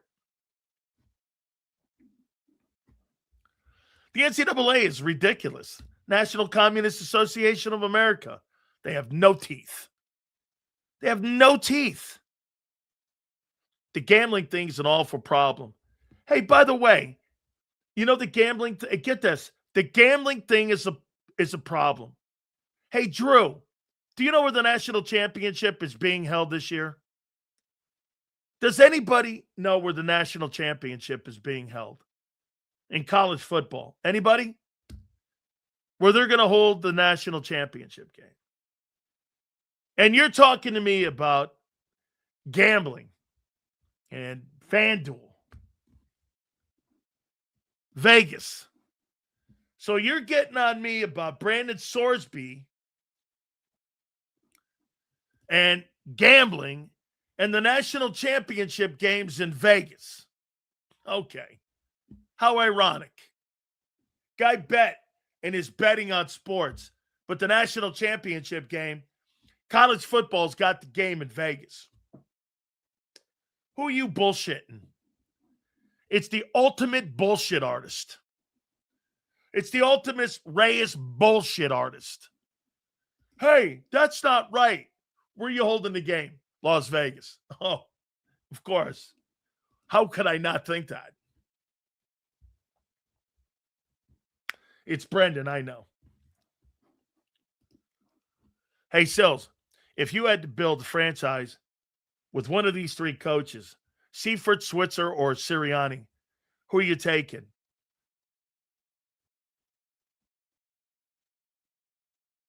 Seifert. NCAA is the end of college football. These kids are missing steps. Don't hate the game. You know what the greatest comment I ever heard Donald Trump make is the comment that Dave Chappelle said. When he was debating Hillary, it was one of the greatest of all time. You don't like it? Change the tax code. Change it. Now, I'm going to say this before I bring on Howard Balzer. Let me say this to you guys. And we get on Armando Salguero. We get on Jason Cole, Jared Bell, Howard Balzer. I can't think of all the Hall of Fame guys we get on. And all of these guys have done such a great job when it comes to protecting the halls of the Hall of Fame. And I by the way, I've got great respect for these guys. Tony Dungy is also a voter. Dan Fouts, I believe, is a voter as well for the Hall of Fame. So all of these guys. So Brendan Sorsby is going to have an opportunity to go either into the supplemental draft, and I don't think he's going to now because he got his eligibility. The big question for the NFL is, are you really going to draft that guy in the NFL?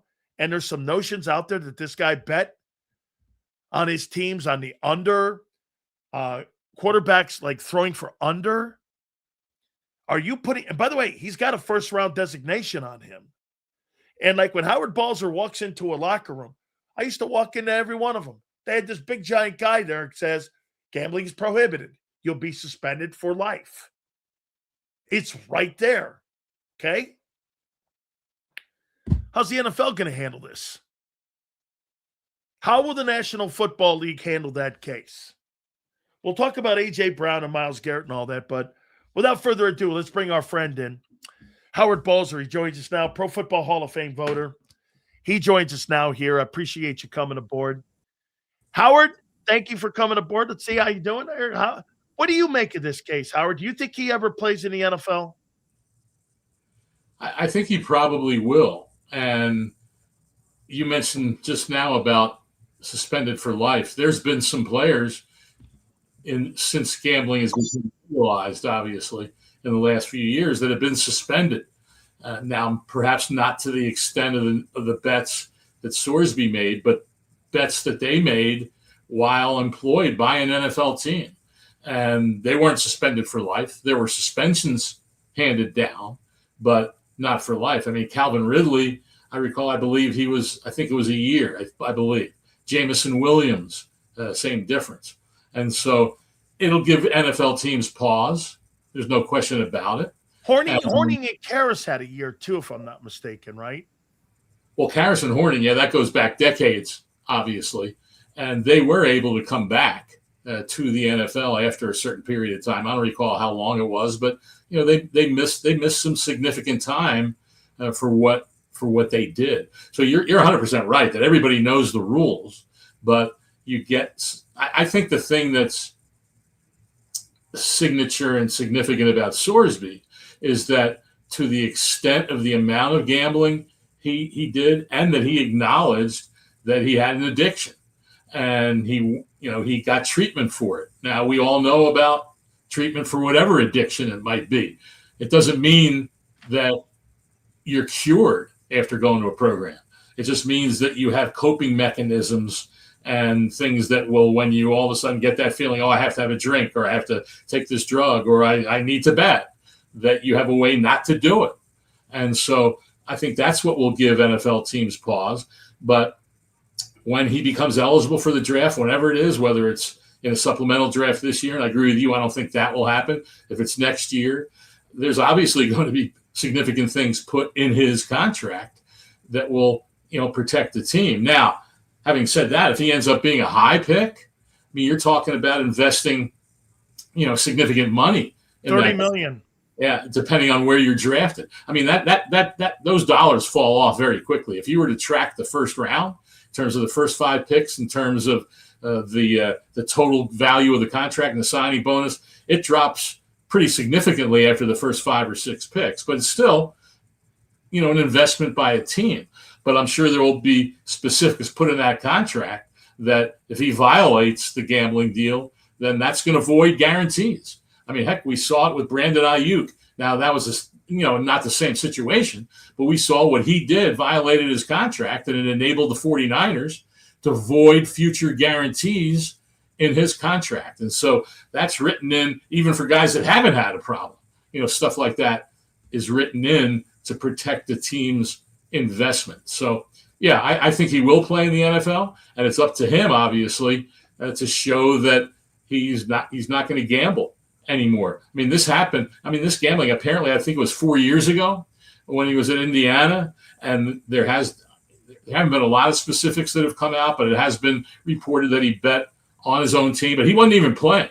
I mean, I'm not excusing it for that reason, but he wasn't a player. But obviously, when you're with a team, you can come into certain information that will enable you to bet or have someone else place the bet that gives you a pretty good chance of doing it, whether it's an injury to a player that isn't being totally honest about by a team or any of those things. And we know college doesn't have anywhere close to the injury reporting rules that the NFL has. Having said that, we know that there are NFL teams that, they give about as little information as they possibly can during the season about what what does questionable mean anymore. I mean, if you were to go through the NFL injury reports last year, and I would bet, there we go. I shouldn't say that, I guess, right, Dan? Right. I would say that of the probably in the thousands of players that were listed as questionable during a week of an NFL season, that a very, very large percentage of those players ended up playing in a game. And other teams pretty much know that. But bottom line is, there is that injury reporting requirement in the NFL. And so that they hope that limits the amount of the information that, that can get out there. But if you're on a team and a guy in your team is questionable and he's a significant player, but he's not going to play, then, I mean, heck, you don't have to bet yourself. You can give the information to someone else. And so that's always a problem, especially with these prop bets. And I think that's where, beyond Sorsby, that's the issue right now with a lot of these, DraftKings and FanDuel and all these places and all these, prop bets. And, those things can be controlled by a player at times. And that's where some players have gotten themselves into trouble. So it's something that I think that the NCAA and the NFL has to continue to be vigilant about, to limit as much exposure as there is to some of those things that people can bet on. I want to ask you about A.J. Brown. Obviously, there was a gigantic story in Philadelphia last week, and last year, really, during the entire season. So who do you think A.J. Brown's going to impact more this coming 26 season? Not being on the Eagles? Or is he going to impact the Patriots more and helping them succeed more with developing of Drake May?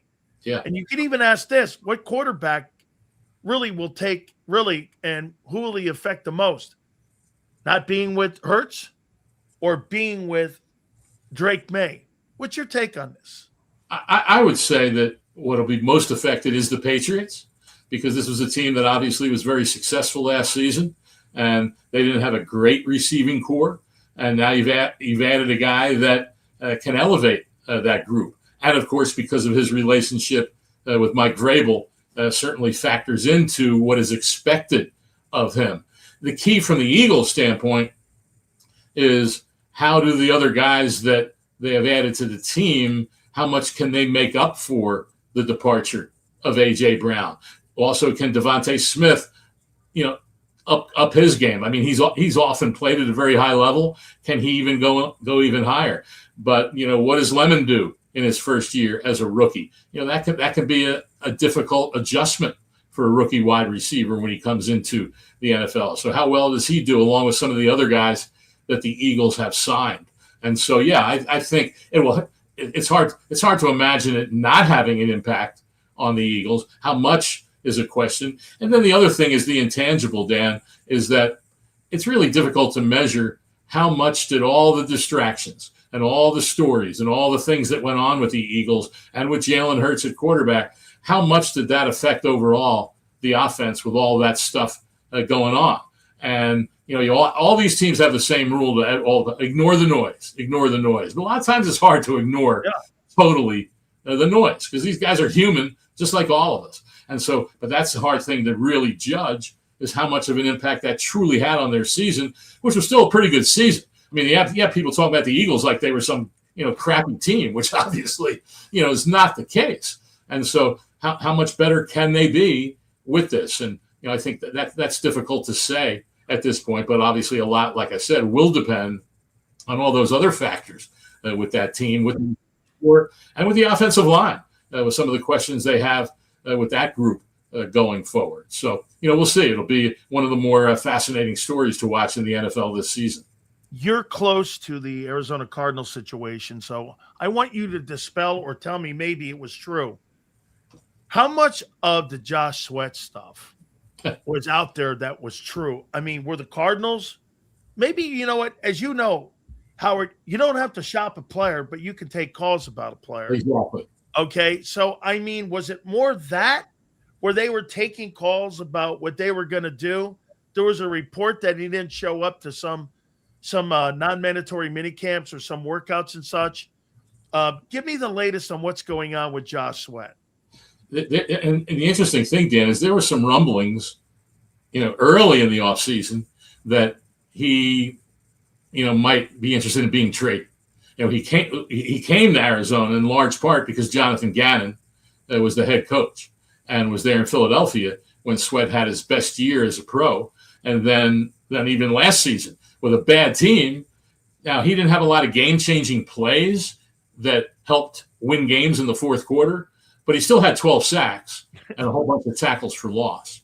And that's with Jonathan Gannon as the head coach. So there was some talk early in the offseason with Gannon gone that he might be looking for a place to go somewhere else. And the other part of it is when he signed last season, it looked like the Cardinals were on the upswing.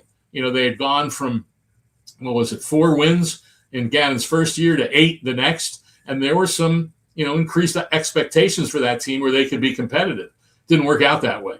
And so now you're wondering, what is his thoughts? Gannon's gone. This team looks like it's retooling again. Do we have any chance to win, to win any amount of games, whatever that total is? So there was that talk. And it quieted. There was nothing much further until the offseason program started, which was in early April, and he wasn't there for any of it. And when Mike LaFleur, the head coach, was asked about it, he pointed out all these guys, they have to be very careful. It's all voluntary, right? But he also said that that's the way Josh Sweat has handled his offseason stuff in previous years. I mean, he hasn't been with the team while they go through strength and conditioning and some of the on-field work that happens in the OTAs and all that. Now, this week was the Cardinals' mandatory minicamp, in which they only had 2 practices, as it turned out, but players still had to be there for meetings and all kinds of other stuff, and Sweat was there. So he did attend, but he didn't, in the one practice, which is open to the media, he did not do anything. Did he not do team? He didn't even do individual. Oh, okay. He didn't do anything in the one minicamp practice that the Cardinals had. And so leading up to it, as he wasn't there, there were reports and someone was saying, and everyone's, what happens in the NFL, Dan. Everyone tries to connect dots because of prior relationship. And here's everyone saying now with Gannon as a defensive coordinator in Green Bay, there's talks going on with Green Bay, and Green Bay's offered this or offered that, whatever. And, we don't know if all that's true. It's all speculation that's thrown out there. And some of it is just pure, total speculation. Some of it ends up turning out to be true. That's the reality. And so you just never know. But right now he's a member of the Cardinals. I think if there were trade talks or discussions, there probably wasn't a whole lot offered to him in terms to the Cardinals in terms of, hey, if someone called up the Cardinals and said, we'll give you a first-round pick for Josh Sweat, I bet they'd make that deal. But I'm sure that didn't happen. And the interesting thing about him, he got a big contract with the Cardinals, but there's a very minimal, virtually all the guaranteed money is only in the first 2 years. It was only a 4-year deal.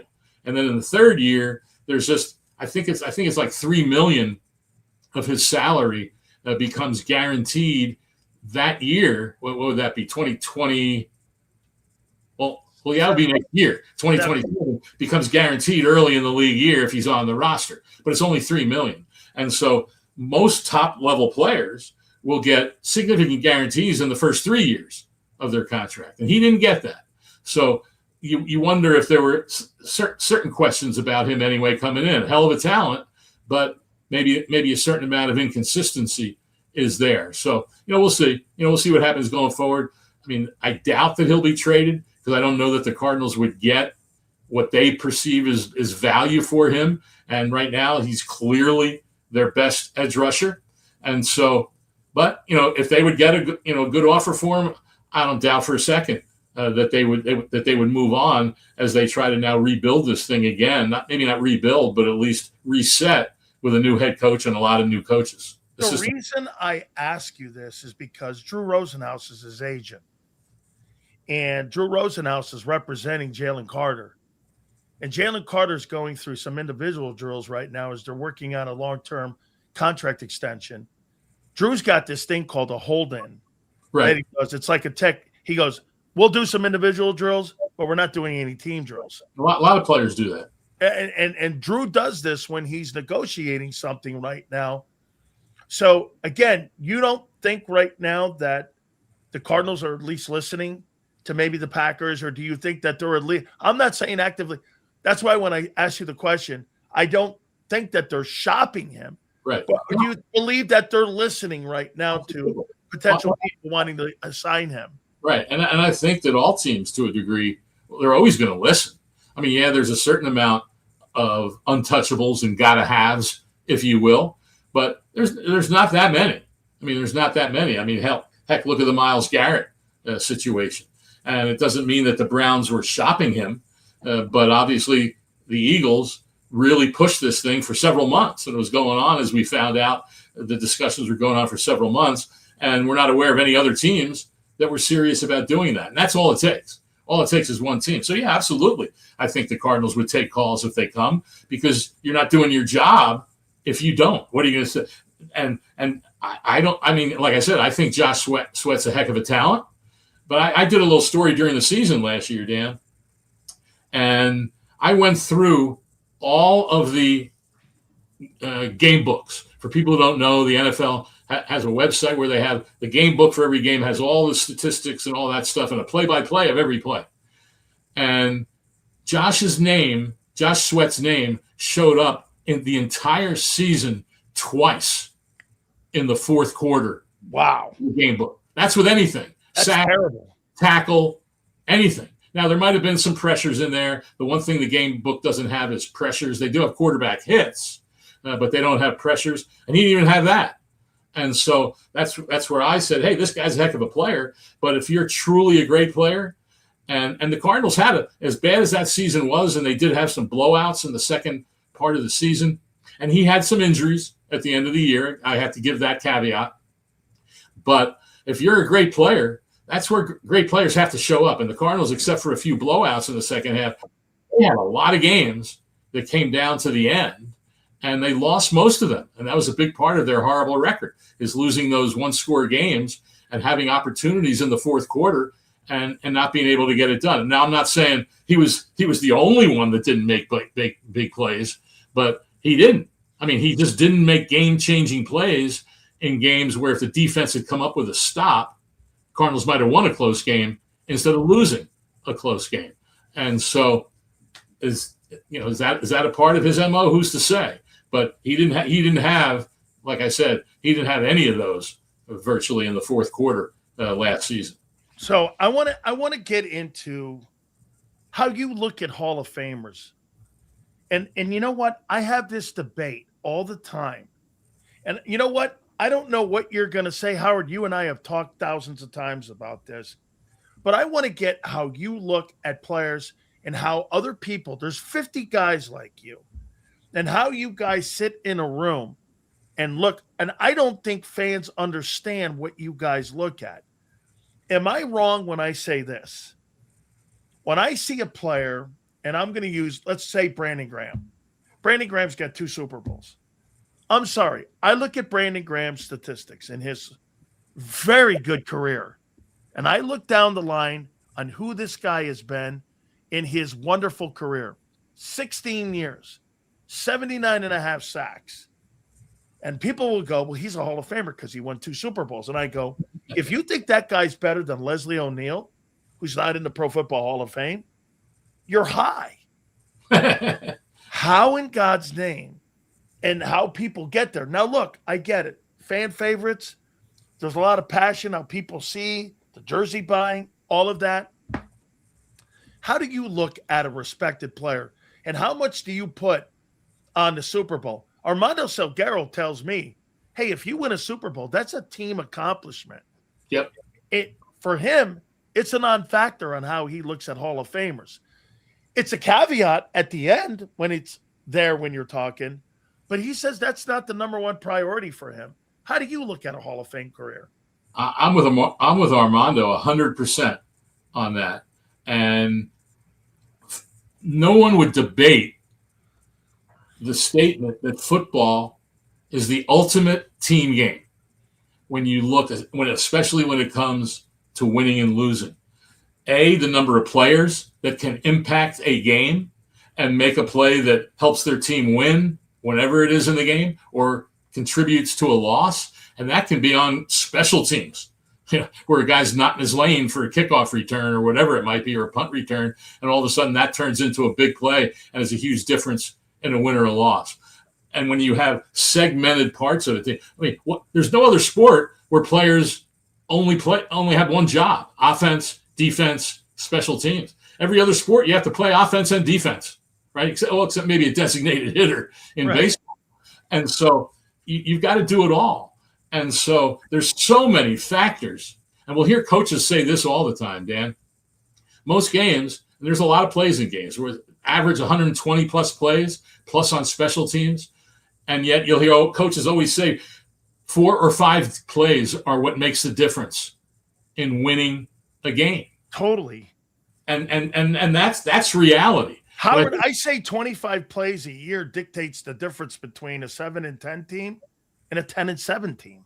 No question. Even 4 and 13. Yep. I mean, when you go, like I said, I mean, you look at that year look at the Chiefs.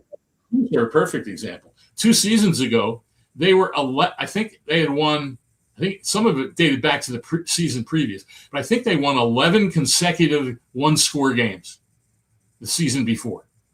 Last year, I think, gosh, I don't have the number in front of me, but I think it was something like 2-8 that they were in 1-score games. All of a sudden, they weren't winning those close games. And those are the games that are decided in the fourth quarter. I mean, there's about 55% of the games in the NFL that are decided by 1 score or less, but there's close to 75% that are 1-score games at some point in the fourth quarter. And any one of those 46 or 48 players that are dressed for the game can have an impact on that. And yet I hear, like what you said all the time, oh, he won 2 Super Bowls, right? And the ones I hated the most are quarterbacks, right? I mean, now granted, I'm not going to argue that quarterbacks aren't the most important player on the team. You go back and look at some of those Super Bowls that the Patriots win. Not even a discussion. Tom Brady, greatest quarterback of all time. Well, is he? I mean, you look at some of those Super Bowls, he was average at best in some of those games, right? But their defense contributed. The special teams contributed. The whole team, those are team accomplishments. And I think the worst stat that you can look up on Pro Football Reference is the 1-loss record for quarterbacks. I mean, what was Sam Darnold's record or his team's record in games that he started before he went to Minnesota 2 seasons ago? What was, Baker Mayfield's record before he went to the Buccaneers, or the team's record? Not very good. And one example I use all the time, there are people, Dan, who will say that the best quarterback in the Manning family was Archie Manning. And he went to a god-awful franchise when he was drafted. I think it was first overall. Yeah. New Orleans Saints. And that was about 3 years after they became an expansion team. Won an MVP. Right. But they played like an expansion team for a decade and a half. And Archie Manning's record with the Saints, and let's remember that he quarterbacked them for 11 seasons, I believe it was. And his record was like 31 and 105.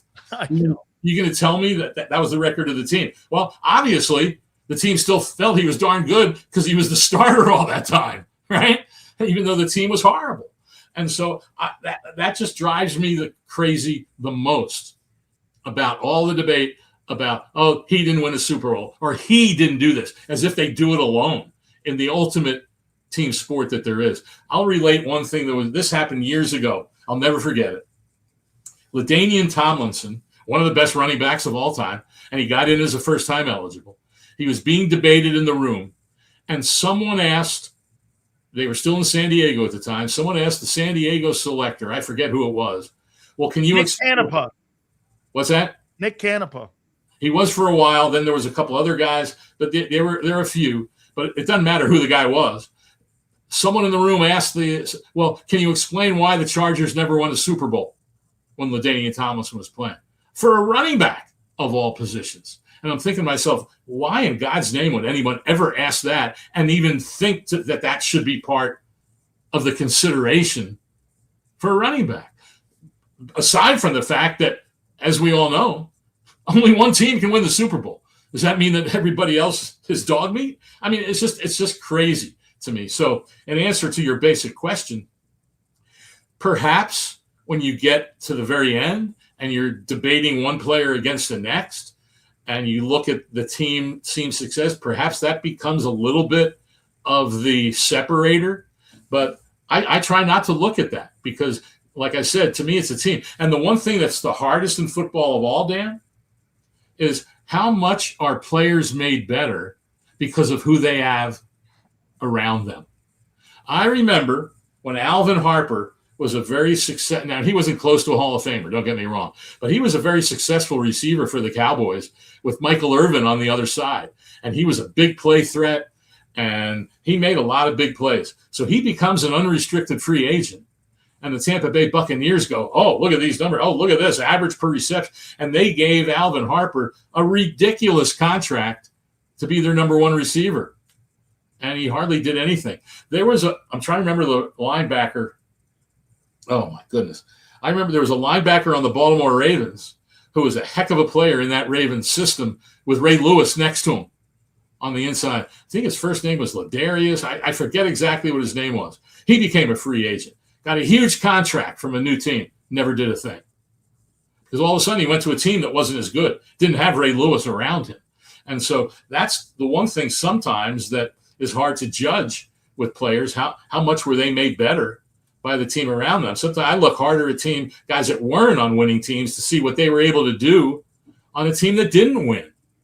I mean, one of my favorite names I bring up all the time is a guy named Andy Russell, who played a long time for the Steelers at inside linebacker. And they won near the end of his career when he wasn't a full-time player. But he never really got a Hall of Fame sniff because the Steelers were bad.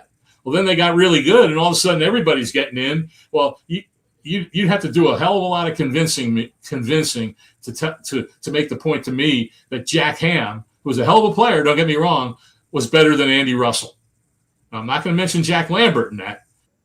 Jack Ham, I don't know that he was, clearly better than Andy Russell to be in the Hall. Russell was the third backer and the oldest guy in that room at that time. Yeah, and Andy Russell never even got true consideration. So it's a difficult process, and I can't speak for everybody else, but the whole, and it's been the whole debate with Eli Manning the last 2 seasons.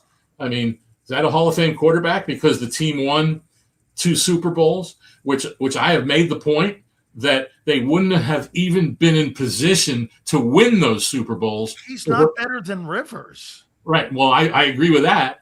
And they wouldn't have been in position to win those Super Bowls if it hadn't been for the defense and the way they played against the Patriots in both those games, including that year when the Patriots were undefeated and broke all kinds of offensive records. And all of a sudden they go into that Super Bowl. I'm trying to remember if they scored 14 or 17 points. That offense was stopped cold in that game.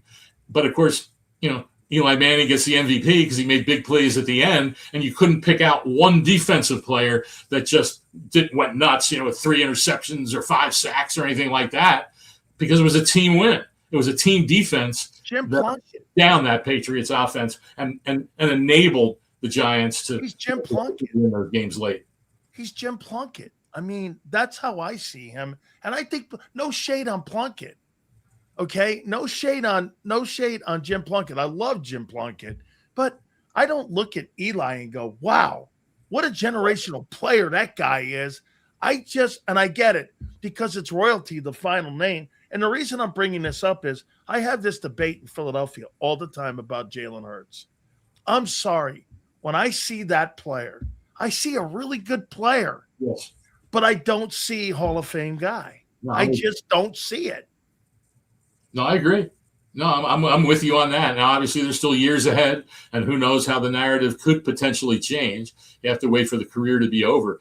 But there's been a lot of quarterbacks that, I mean, you look at Boomer Esiason, you look at Phil Simms, go way back, look at guys like Roman Gabriel, heck, I'll go even further back than that with Charlie Connerly. I mean, there's been a lot of quarterbacks that have gotten a certain amount of consideration, but haven't been able to take, that next step. I mean, Ken Anderson I think he's been very deserving for a long time. And he was, I think, a finalist only once or twice in his modern day years. He's gotten a little closer as a senior. But I'll tell you, you mentioned Dan Fouts earlier, and you're right, he is a Hall of Fame voter. But Ken Anderson, he and Dan Fouts played at the same time. And you look at some of the numbers, and they're almost identical. The only thing where Fouts is way over him is in total yards. And that was because he was on a team that threw the ball all the time, right? But in a lot of the other, whether it's completion percentage, interception percentage, touchdown percentage, yards per attempt, Kenny Anderson is right there with Dan Fouts. And yet Fouts, the first-time eligible guy, and Kenny Anderson's now been eligible for who knows how many years it's been, and was never truly considered when he was a modern-day guy. And he finally made it to the 3 finalists from the seniors last year. And I think if they had been doing the process the way it had been done prior to that, he probably would have got in. But he didn't. And, who knows now if he ever will. So Lane Johnson failed 2 PED tests. When you guys are in the room and you're talking about a player who's deserving of being a Hall of Fame player like Lane is.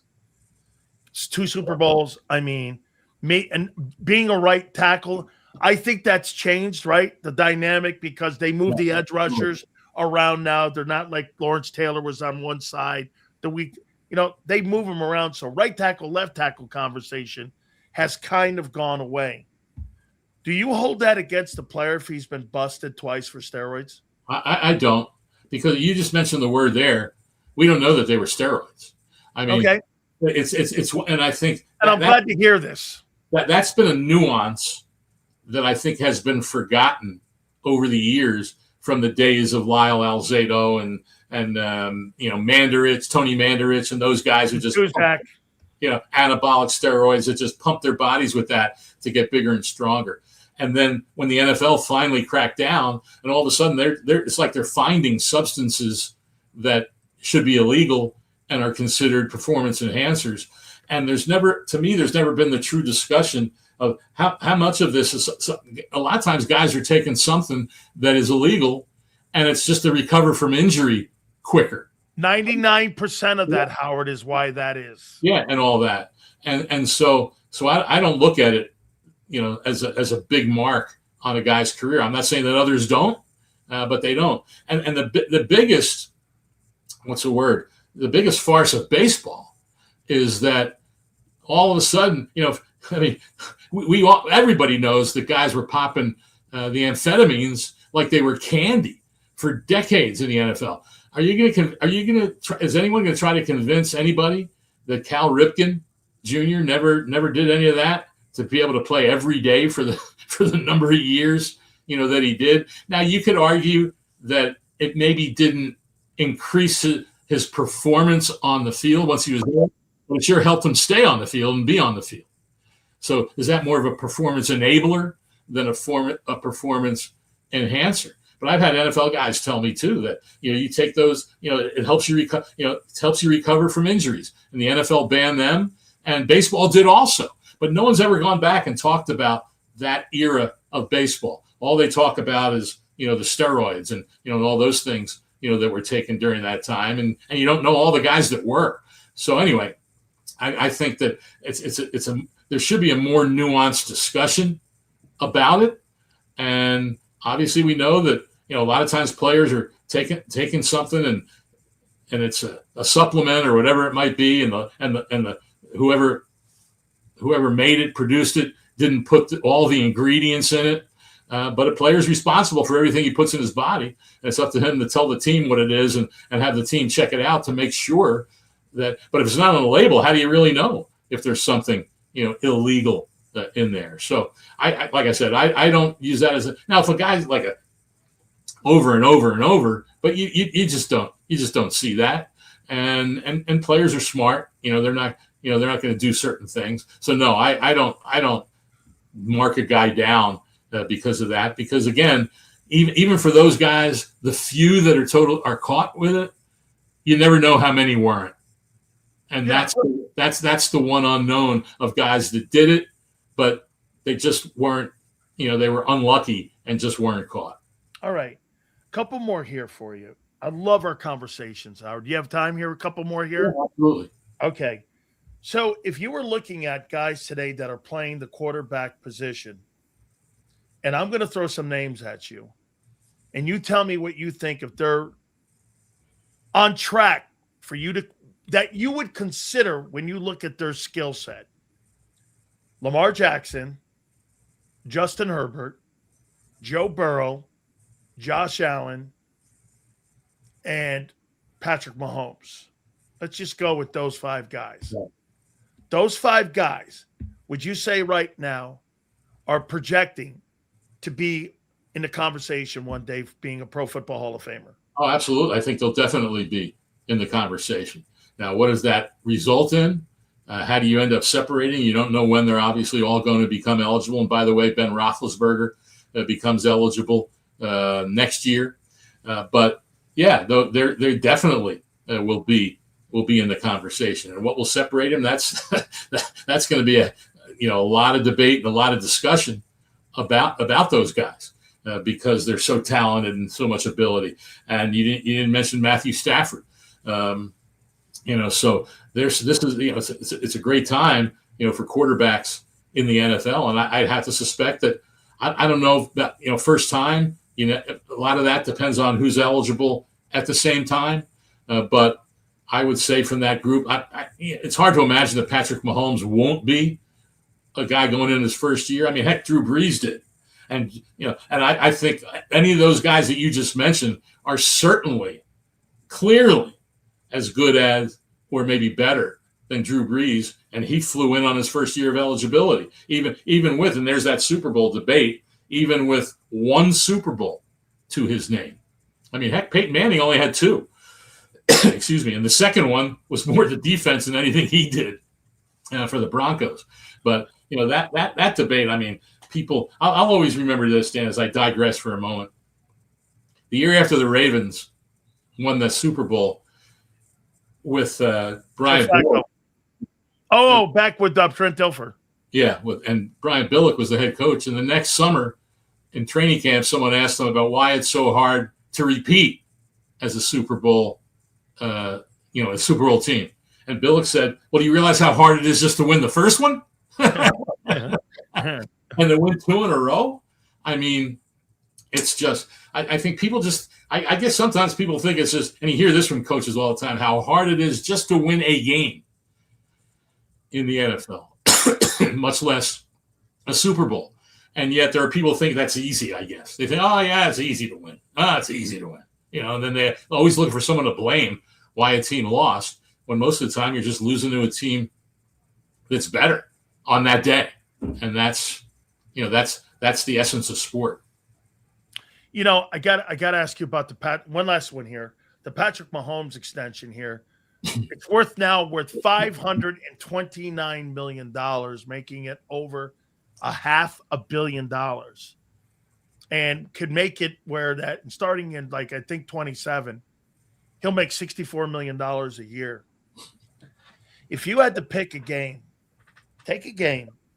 would you take Brady, Mahomes, or Montana to win a football game, a 60-minute game. Teams are even. Right.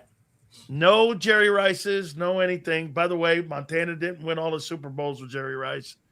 First one, he won it with a guy named Freddie Solomon. So, again, we can go down that lane anytime, too. See, I happen to think Brady is a great quarterback, but I'll take Montana any day, any night, anywhere, over anyone. Maybe I'm biased because I played against them. But for you, if you had to pick a quarterback, 60-minute game, who would you take? Now, you mentioned Montana. Montana, Brady, or Mahomes? I would probably take Mahomes. I mean, Montana's right there also. Wow.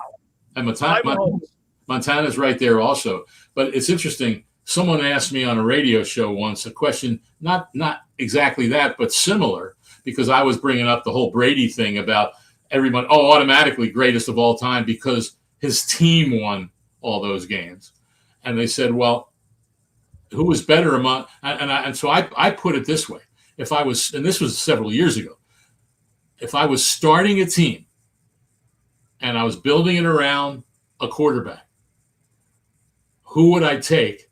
And I think he might have asked me, or what other quarterbacks would you take? And at that point, I mentioned Dan Marino and John Elway as two quarterbacks that I would take before Tom Brady, knowing what they've accomplished, but knowing what they are as quarterbacks, what they are as passers, all those things.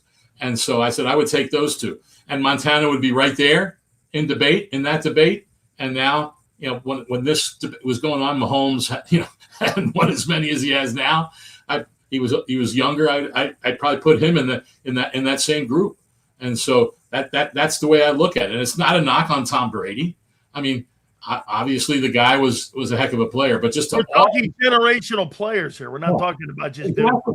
But to say that he's automatically the greatest of all time without considering some of these other unbelievable players at the position.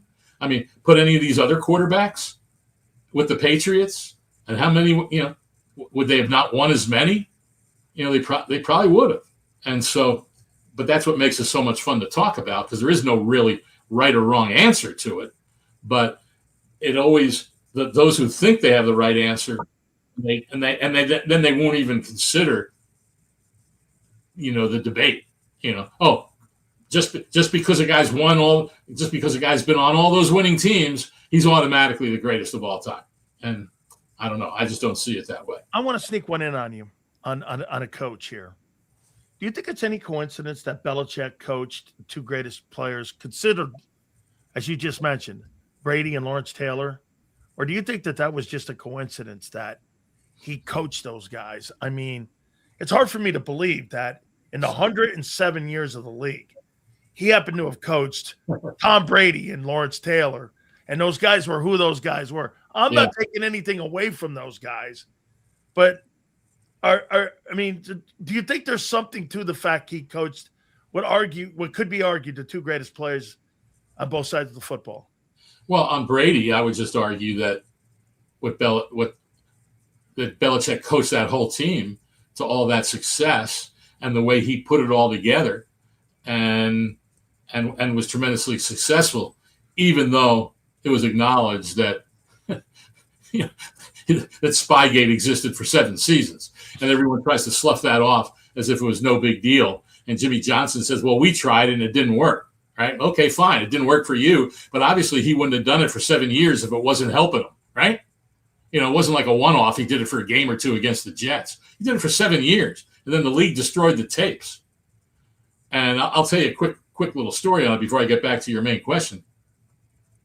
When the Patriots played the Rams in that Super Bowl, and boy, was that swept under the rug as quickly as possible, there was the claims of what happened with the filming of a Rams practice, and that the Patriots knew some things that were coming that they hadn't practiced until that week when they were in Atlanta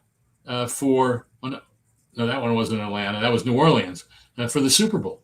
And there was a play that the Rams called. They went to the line of scrimmage, and this was a player that didn't tell me, but told someone else who told me. One of the players on that Rams team on the offense heard one or two Patriots players saying, yelling it out to their teammates. There's that play. There's that play. There's that formation. So it's about as close to a smoking gun as you can have. So, Howard, do you think he knew that the Malcolm Butler play was coming because he had spied on the Seattle Seahawks and he had done some of that? Just because you tell a guy to do something like a child, that doesn't mean that child's not going to go back and do that again. I mean, because now if you're giving me that story there, how do you know that he didn't know because there was something that they were doing on the sidelines that they were tipped off that play was coming? Because of all the plays in Super Bowl history, that will shock me the most is that play that they threw on the 1 yard line with Seattle and with the Patriots, and the Patriots knew that was coming. Well, I on that one, I'll say this, because it was well known after that, and with the play being talked about, that they practiced it all week during practice, and Malcolm Butler didn't do it right during practice, right? And so they obviously had that play or that formation in that situation on their radar. Now, did they absolutely know it was going to happen at that point? Well, once they lined up, they had a pretty good idea it was, because the formation was probably because that's what Malcolm Butler recognized. And so because they had practiced it, and then he made the play. And what made the play, it wasn't only that he recognized it and did what he was supposed to do, because there was also what went on. I think it was with Krause and a defensive back in terms of creating space for Butler to get into position to make that play. The fact that he caught the ball was miraculous. Usually in that, what happened there is usually the ball would just bounce away and go incomplete and they get another chance. But I know they knew they had seen that play, and that's why they practiced it during the week. So, but that's what happened in that Rams game. But back to your original question with Lawrence Taylor, I mean, heck, does anyone believe that wherever Lawrence Taylor went, that he wouldn't have been the wrecking ball that he was? No. I don't know how much Belichick had to do with him being drafted, but no, that was Ray Perkins. Ray Perkins drafted him. Well, I think Parcells was the coach, wasn't he? No, Ray Perkins drafted him, and guess who else? Drafted Phil Simms. Ray Perkins was the head football coach. Bill Parcells was the D coordinator, and Belichick was the defensive back coach. I know that. My uncle had just turned over the reins as being general manager of the football team to George Young. And those guys came in, and the head coach of the football team, remember, Bill Parcells gets credit for Belichick. Ray Perkins hired Belichick to that coaching staff in New York. People forget when LT got drafted, the first year, Parcells wasn't the head football coach. Ray Perkins was. He was the head football coach of that football team. Didn't realize that. But that is interesting that, like you said, that Belichick, coached both those guys.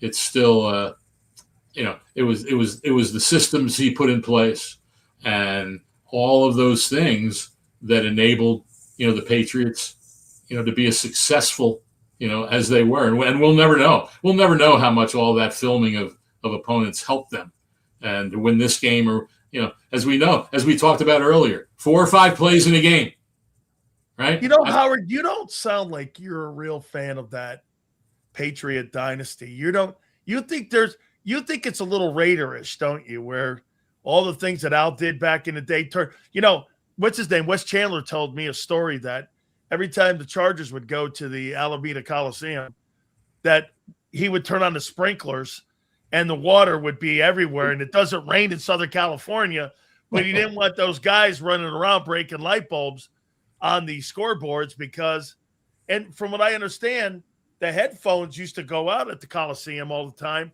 That's why they have that rule. If one sideline's headsets go off, the other sideline's headsets go off, because that was kind of Al Davis's way of doing that sportsmanship and all that sportsman stuff that he did. Or cheating, whatever you want to call it. It's like so many people say, if you're not cheating, you're not playing. But And you then- don't believe that you believe that there was some context then.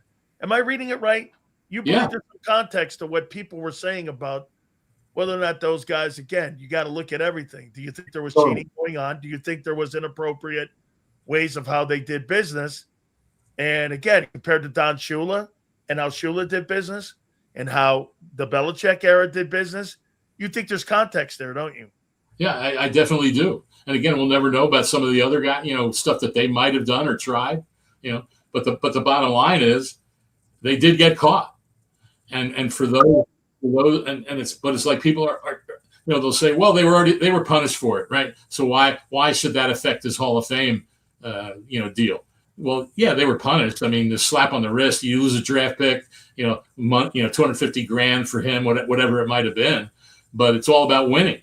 All about winning. And for those to just, say that shouldn't be a factor in when you analyze, someone and say, well, it's just absolutely, they won, so they're in, right? Well, I think you have to look at those things and consider them.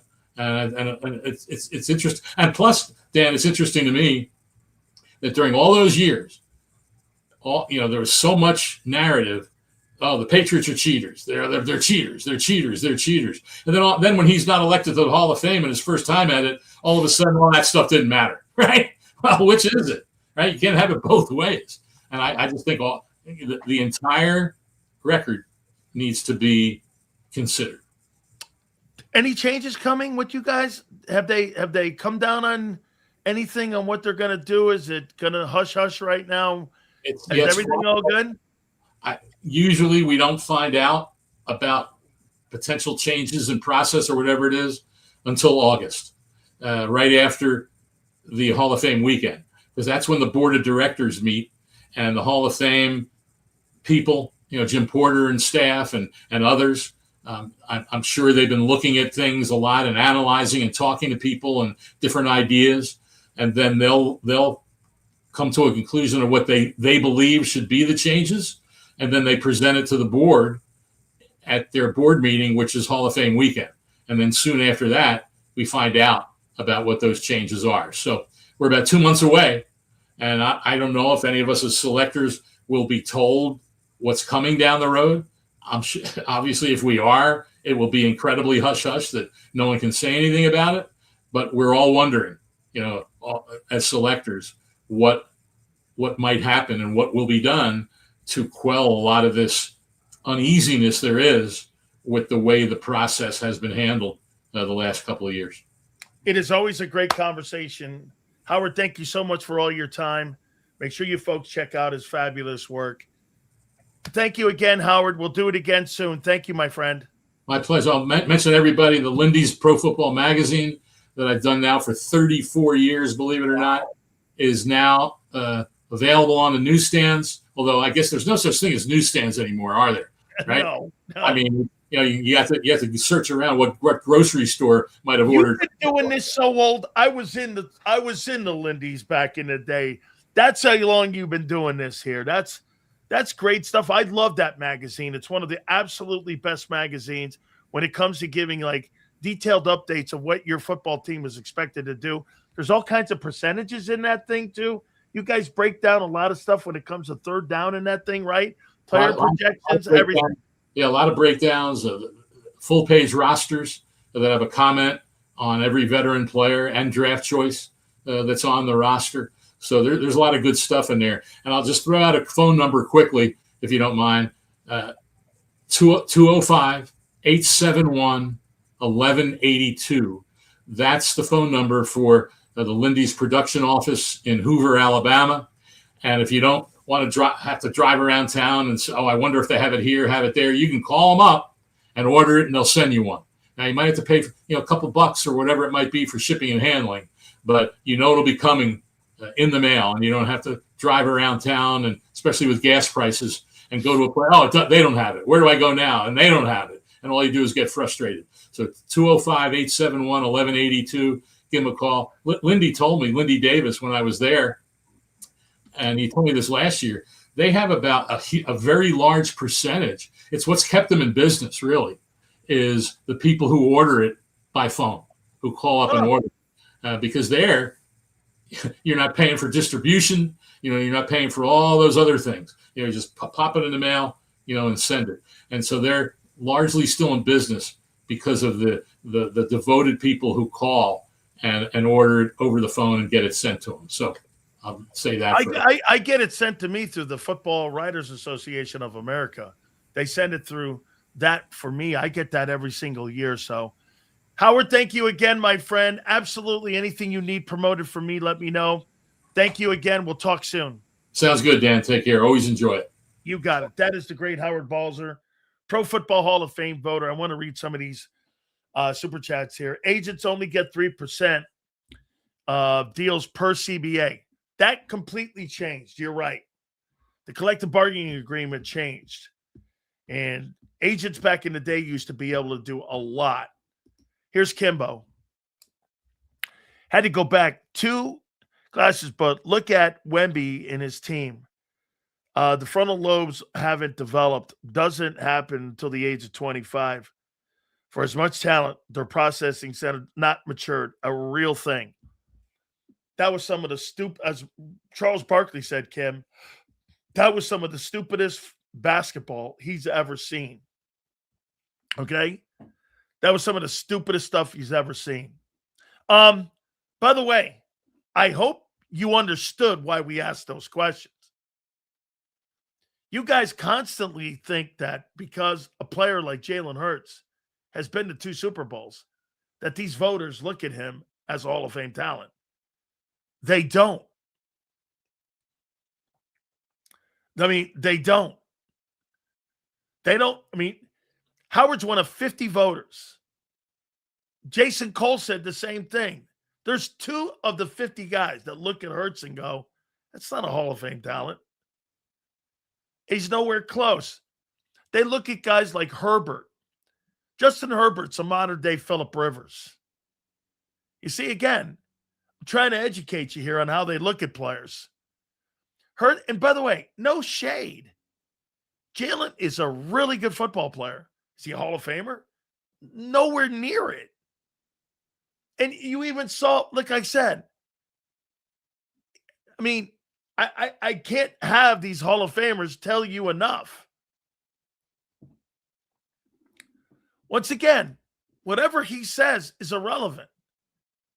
This is completely irrelevant.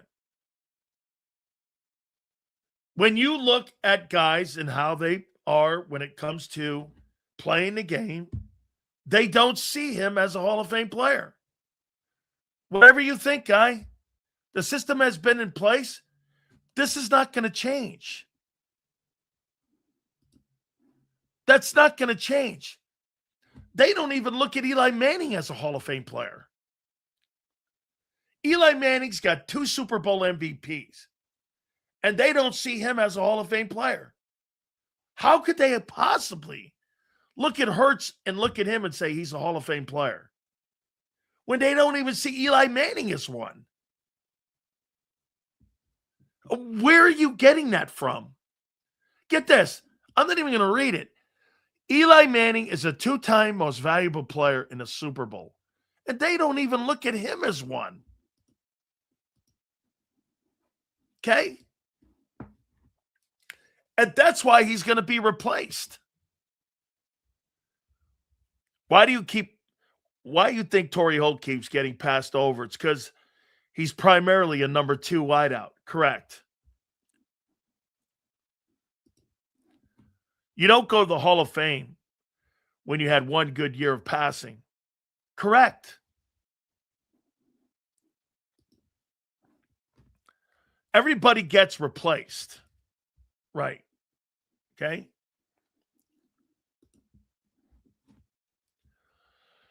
Hurts will be off the team in 2 years, and we'll be sitting on him like we did AJ. At the end of the day, Eagle fans won't care that Jalen Hurts doesn't make the Hall of Fame.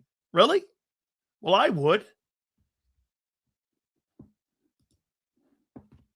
I hear what you're saying, but if you think Herbert is closer to the Hall of Fame than Hurts, you're smoking. I didn't say it. A Hall of Fame voter did. Bro, that shows you how disconnected you are. A Hall of Fame voter just told you Justin Herbert will be in a conversation for a Pro Football Hall of Fame. Oh, 5 Hall of Fame voters have said that on this program. 5 Hall of Fame voters. Well, I think this had more to do with politics. Belichick's going in this year. Eli Manning is a way better passer than Hurts. And is 2-0 against Brady and Belichick. Last time I checked, Hurts is 1-1 against a guy who was 2-0 against Brady. Just saying. Well, if you want to look at that metric, okay. Once again, stupid comments. Justin Herbert is a great player, but you don't understand the process. I have 5 Hall of Fame guys come on and try to explain it to you. You don't want to hear it. And if you don't want to hear that, most of the time you don't hear reality anyway. Seals, you think Allen is better thrower than Stafford? No, I don't. Matthew Stafford's one of the best throwers of the football of all time. I'm not talking about potential. Right now, Justin Herbert will always be a better quarterback than Jalen Hurts in the pocket. Nobody's going to talk about replacing Justin Herbert in the next 7 years. Reyes, I've had 5 Hall of Fame voters tell you they would never vote for your guy. You don't want to hear it. I don't care what debate you bring up. Those guys debate players every year, every quarterback, and they have no interest in that guy. End of story. Sills, Hall of Fame quarterbacks are based on consistency and longevity to go with wins and stats. If Hurts can win another, maybe he'll be considered. Let me ask you something, Mr. Hill. If Troy Aikman won 1 Super Bowl, I don't believe he'd be a Hall of Fame quarterback. I don't believe it that he'd be in the Hall of Fame. I think he'd be considered as Joe Flacco. He got in because they won multiple on a great football team. He didn't get in based on his incredible skill. Oh, totally. Just look at him. You have Hall of Fame guys come in here and tell you exactly how they look at the player 7 years into his career, and they don't want to hear it. Well, that's not going to change. Dude, I could bring any Hall of Fame voter in. I'll tell you what I'm going to do. Over the next 3 weeks, I'm going to try to get at least 20 Hall of Fame voters, half of them. And I'll tell you exactly what they tell me. They would never vote for the guy.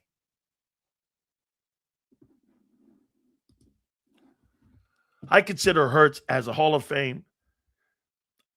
To consider Hurts as a Hall of Fame, Jalen would have to be a multiple season MVP and throw and have great stats. Yeah.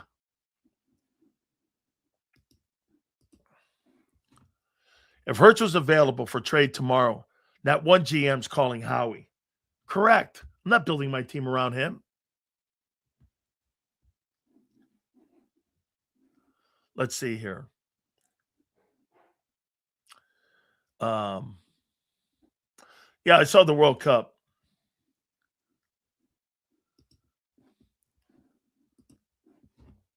Out of those 5 Hall of Fame voters, how many has actually put on pads and had a helmet in some cleats? That's like saying because a coach didn't play football, he won't be Bill Belichick or Bill Parcells or Chuck Noll or pick one. Nick Sirianni, your boy. Kyle Shanahan. Andy Reid. Any of these other guys. It's a dumb comment. I don't think they have the understanding of a physical game. Which I'm not saying Jalen Hurts is a Hall of Famer. I'm just saying to consider. Yeah, probably. If he wins, if he gets to another, look, you get to 3 Super Bowls, I think he would have to be considered. But Eli Manning's not in yet. Okay? See this right here? This is what makes this guy not understand football. Matthew Stafford was 0-3 when he was in Detroit in the playoffs. All of a sudden, his fortunes change later in his career. Now he's a Hall of Famer? He was always a Hall of Famer. Even in Detroit. Stafford was a Hall of Fame football player, whether he goes to Los Angeles or not. It's a stupid conversation. I mean, he was a Hall of Fame player in Detroit. 0-3 in the playoffs. Sills, I meant to say that Mahomes is 0-2 against Brady in championship games and Super Bowls, by the way. How many teams tried to acquire Lamar Jackson when his first contract was up? 0. That's not true. The Miami Dolphins contacted. The Carolina Panthers contacted Baltimore. The Arizona Cardinals contacted him. I know the Tampa Bay Buccaneers and Jason Light was talking about because they were coming off of Brady. And that's why they landed on Baker Mayfield. Baker Mayfield came in because they couldn't get Lamar, and Baltimore signed him to that contract extension. So that's not a true comment. Almost every single team was lining up for him. I mean, Dak will make the Hall of Fame long before average Jalen does. You want to hear this? I bet you they consider Tony Romo. I'll bet you anything they consider Tony Romo for the Hall of Fame because he played in Dallas. There's no question Romo will be considered. Let me look at his numbers and his wins. Tony Romo, if a guy like Phillip Rivers will be debated, Tony Romo will be. Now, Rivers is 10 times the player. So he played 13 years and threw for 34,000 yards and 248 touchdowns. Drew Bledsoe's a better player than him. Let me see Bledsoe. Bledsoe's a better player than Tony Romo. I actually think Drew Bledsoe's a better player than Dak Prescott.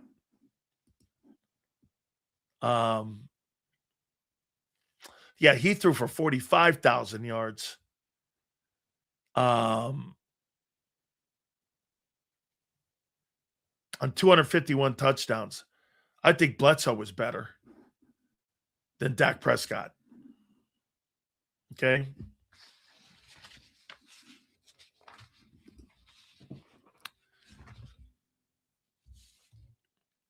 You might as well go get a judge and let him tell us something about about football in the Hall of Fame.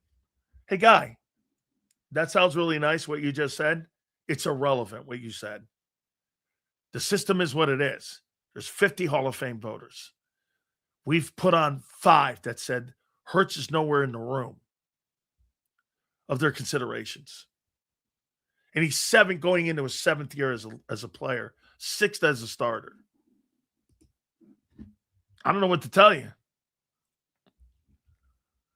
Well, Sills, I stand corrected because I only heard of Jackson possibly going to Miami, but it was from an illegitimate source. Hey, just because they were knocking on Baltimore's door doesn't mean Baltimore was going to open that door. There were a boatload of teams that were interested, but Baltimore never opened the door. They had no interest in that. So basically, He can have 5,000 yards passing, 45 touchdown passes, and miss the playoffs. And then you can put them on the list, right? Yeah. Going to the Pro Football Hall of Fame is an individual accomplishment. It's not a team accomplishment. It's how well you play. Okay? Well, here, see this? I guess he's calling the 5 Hall of Fame voters we bring in here as illegitimate. Okay? Or Jimmy Johnson. Or Stephen Jones. I guess those guys are illegitimate. Eli, 4-time Pro Bowler, 57,000 yards, 366 TDs, 244 interceptions. Dan Fouts, 43, passing, 254, 242. Yeah. Well, different eras, but I get it. Playoff record. Fouts, 3-4. Manning, 8-4. Which Manning? Nick Sirianni does not have to say. Listen, I'm sorry that you guys don't want to hear what they're saying. And I'm not sure Jalen cares about that.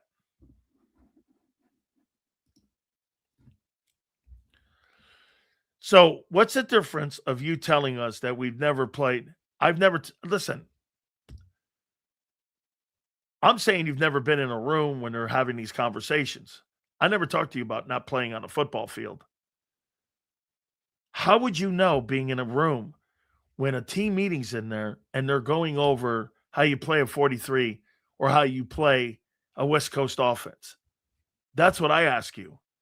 I never bring up the fact you never played on the field. I'm talking about being in a meeting room or negotiating a contract with somebody, with your agent. Why would it not be the difference if you've never done it? If I never learned how to operate on a brain or open heart surgery, how in the world would I not understand? Just because I read a book doesn't mean I know. I don't understand that, dude. Regular season accomplishments what gets you to the Pro Football Hall of Fame, not team accomplishments. You don't get that. You never will. Hall of Fame is not about a team accomplishment. Making the Pro Football Hall of Fame is an individual accomplishment. You don't get that. NFL loves Stafford, all players. He's special. Super special.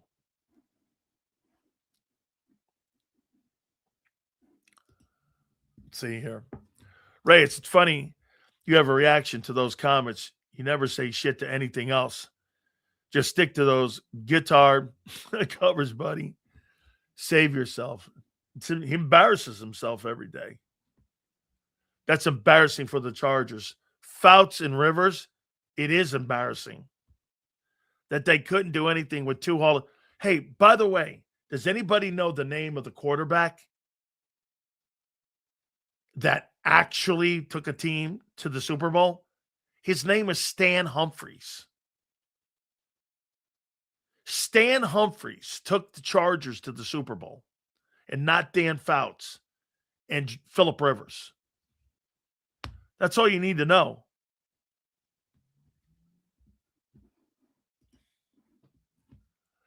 So why is there a Hall of Fame if this is the greatest team sport ever? Because the greatest team sport ever honors individual achievement. Why you can't?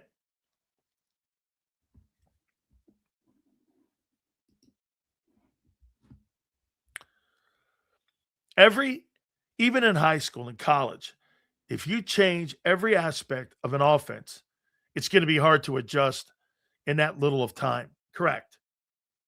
You got 40 days to figure this out with no preseason football. You tell me how you think you're going to play. Okay?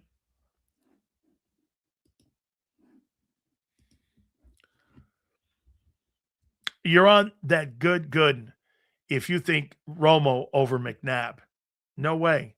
McNabb's better over McNabb is a better football player than Tony Romo. Bro, Kim. My wife can't stand Tony Romo. She thinks he's a bum. What about Vinny Testaverde, honey? Also a bum. That hurts me too, honey. Okay? How about Lamar Jackson? Superstar, right? Yep. It's her boyfriend. Loves her. Lamar. How could you not love Lamar? She is my honey. Sue, after 40 years, she's my honey. By the way, I want dinner tonight. How you doing? Against the 40, get this.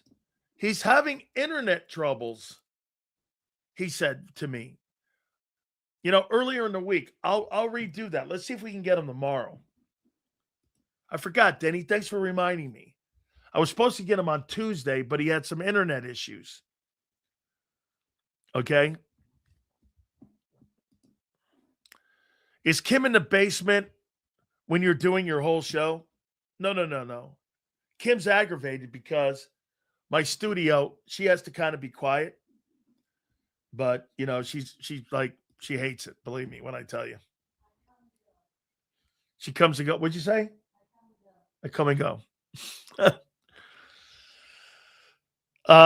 So $193 million for Steelers paying defense, 31st Eagles at 84. And that's misleading a little bit.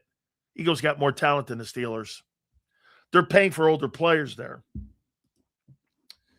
I think Russell Wilson was a Hall of Fame football player early in his career. But in the back 9 of his career, I think he's played himself out of the Hall of Fame. First 6 years, then you start realizing this.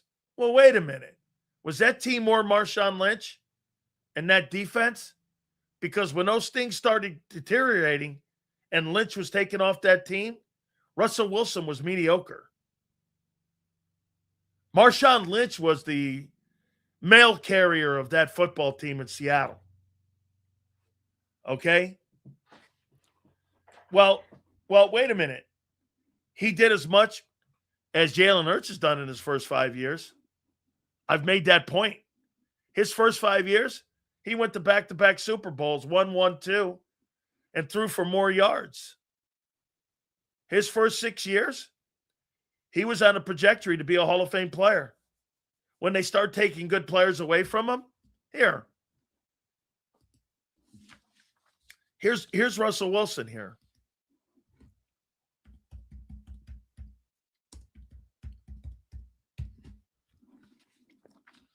And Wilson, he'll still be probably considered, but here, check this out.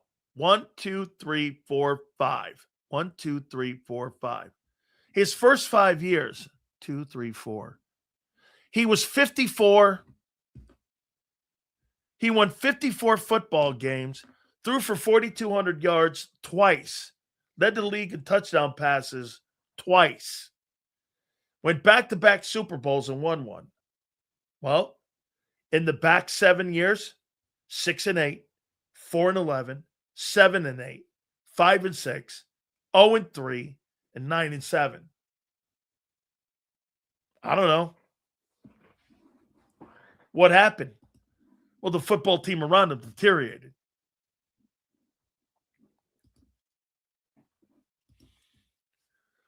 Correct, Sills. Like McNabb, Mr. Unlimited tarnished his legacy in his last few seasons. McNabb was another guy. Early in McNabb's career, I thought Donovan McNabb was going to be a slam dunk Hall of Fame player.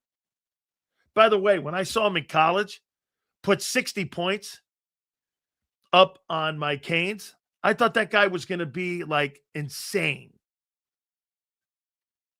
on the kind of player he was. Hey, how you drive and how you arrive, it matters. Brady was great from start to finish. Montana was great, start to finish. Do you guys know who the last quarterback in Kansas City, not named Mahomes, take a football team in Kansas City to the AFC Championship game. It's Joe Montana.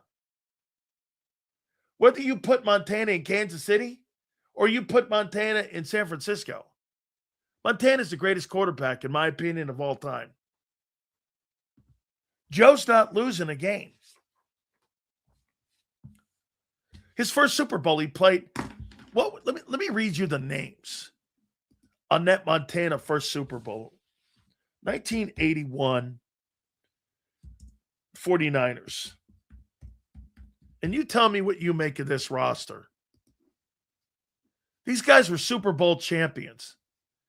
And here's the guys that Montana had. Freddie Solomon, Earl Cooper, Ricky Patton, Johnny Davis. Who else? Dwight Clark was a good player for sure. Bill Ring. Charlie Young. He won a Super Bowl with those dudes. Did he have a 1,000-yard rusher? No. The guy with the most yards rushing on that team was Ricky Patton. Had 543 yards and 4 touchdowns. Receiving, Dwight Clark had 85 catches for 1,100 yards. And Montana led the league in completion percentage that season. Joe threw for 35-65 in a different era in the NFL. Won the Super Bowl with guys named Ricky Patton. You'll never see another quarterback accomplish what Brady did. You'll never see a quarterback ever in Joe Montana. Brady would never have made it through Joe Montana's era. Reggie White and Lawrence Taylor would have annihilated him. There were no rules on hits on the quarterback. Tom Brady would have been decapitated back in those days. Decapitated. It was a different era. And you could mug receivers. You imagine what Jerry Rice would do in today's NFL? They mugged Rice down the sidelines for 20 yards. And he still was the greatest weapon of all time. Now, it's got to be Brady. I stand by. All right, that's fine. Tom has accomplished great things. No question about it. Okay? Bullshit. Brady would have had 10 Super Bowls if he started his career in 1980. That's so bullshit. Really? Well, get this. If Tom Brady, I'll give you one thing about Brady's era. The free agency part of it does make what they did now harder because of free agency. Why don't you just ask Belichick about Montana? Ask Lawrence Taylor what he says about Montana. The greatest defensive player in the history of the National Football League says, the GOAT is Joe. You can say whatever you want. I'm going with LT. Come on, Sills. You can't compare eras. That makes everything in today's league void. No, I think you're right. I think everybody in their respective time has to have great respect. I agree with what Jordan says. Okay? Thanks for giving me the update. He's trying to connect from Wi-Fi 2 blocks from his house. Of course, he's had bad reception. I'm trying to get Coach on. But, yeah, he's having all kinds of internet issues. Seals, did Montana get concussion and swollen elbow in the AFC Championship game against Buffalo back in the 90s? That sounds right.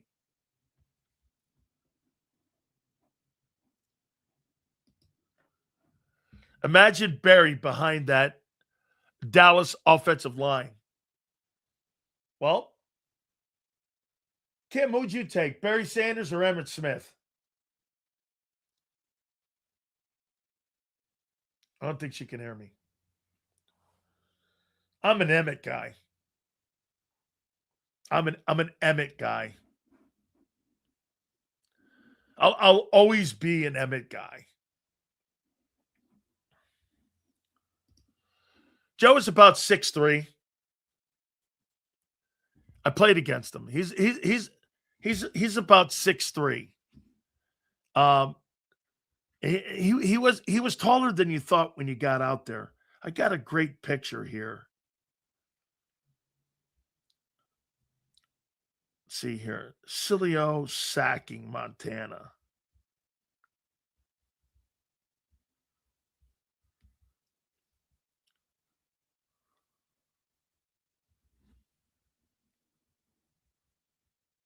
I got credit for it.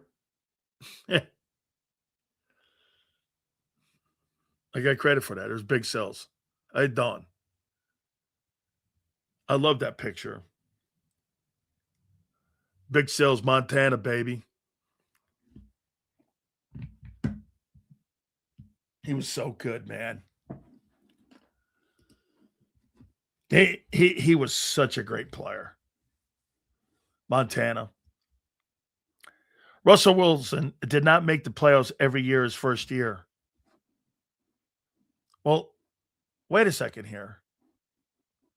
Russell Wilson, he's saying that Russell Wilson didn't make the playoffs. Hold on here. Russell Wilson.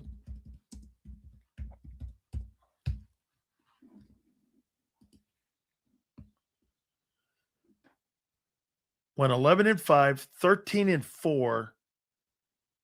Went 11-5, 13-3, 10-4, 10-6, 10-5-1. 1, 2, 3, 4, 5. He may not have went to the playoffs with those 10-win teams. I know he went to back-to-back Super Bowls. So what was that? 2012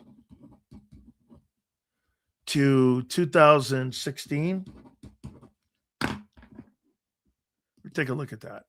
Here. You may be right. Seattle Seahawks. Year to year. Let's see. 12 to 16. 1, 2, 3, 4, 5. That's a lie. From 2012 to 2016, they went to the playoffs 5 years in a row. 2012, yeah, 5 years in a row from his first year starting. So that's not true. And Ray's correct. Mostly just a bunch of dudes. Tom Brady's not 6'6". He's about 6'4", though. Okay. You would think Notre Dame would have had at least one good quarterback since then, huh? You're dead right about that. Notre Dame is the worst program in the country for quarterbacks. They produce no quarterbacks. Under Parsegian, they had Joe Theismann, and then when Devine went in, they had Montana. After that, Notre Dame has never produced a quarterback worth of shit in the NFL. Over the last 50 years, there's been nobody. Not one quarterback has been good that played in the National Football League. Nobody. I mean, I can't even think of a guy who was kind of halfway decent that played from Notre Dame. Same thing with Southern Cal, though, too. Those teams were – that school never produced really outside of Carson Palmer and now maybe Caleb Williams. Yeah, well, LaMonica was in the 60s, dude.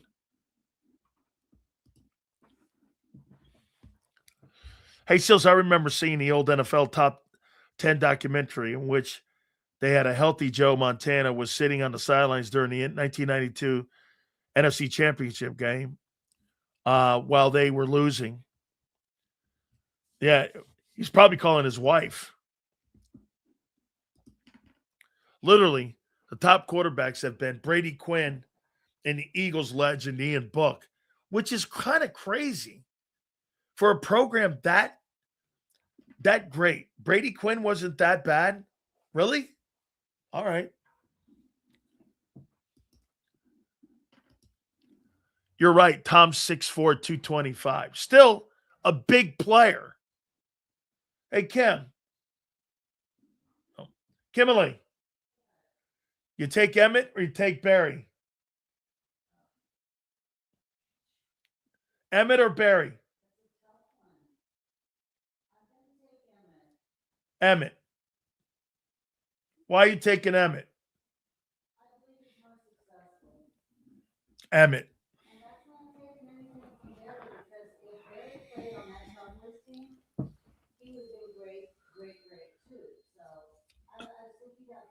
So you think a player matters where you get drafted and where you go? Hell yeah. Okay. A lot of people in here don't understand that. They think if you go to like Cincinnati or if you go to the Jets, that they should be held to the same standard of the Eagles.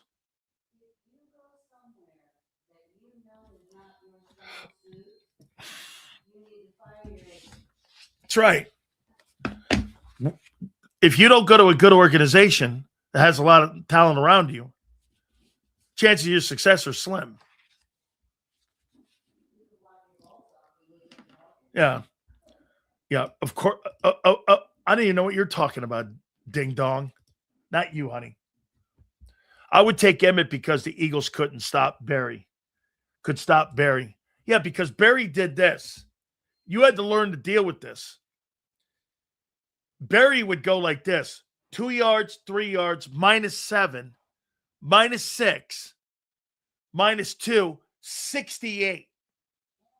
But wait, Emmett would do this: 8, 9, 10, 6, 4. You look up, he's got 28 carries and 154 yards rushing and 2 touchdowns.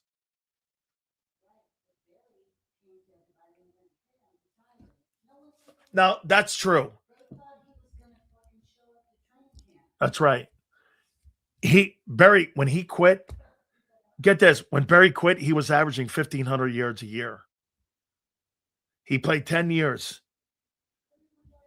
Everyone thought he was nuts. It's true. My wife and I we were up there in Detroit at the time. Barry is one of the greatest teammates. My wife, by the way, I got to say this. Joe Krause, you're going to love this. Hang on. So, Ken, I'm going to say this story one more time to you guys. Some of you guys have never heard it. That woman you hear down there is one of the greatest of all time. We're sitting at a Buccaneer alumni. We're in a suite. Rich McKay is sitting here. Who else? I think Joe Gibbs was down in there. We had a whole bunch of Buccaneer alumni guys who had coached and this and that. And Wayne Fonts walks in. And he sits right next to us. I go, Coach, it's been a bit. And we start talking. My wife's sitting next to me at the time. He looks over at my wife and says this.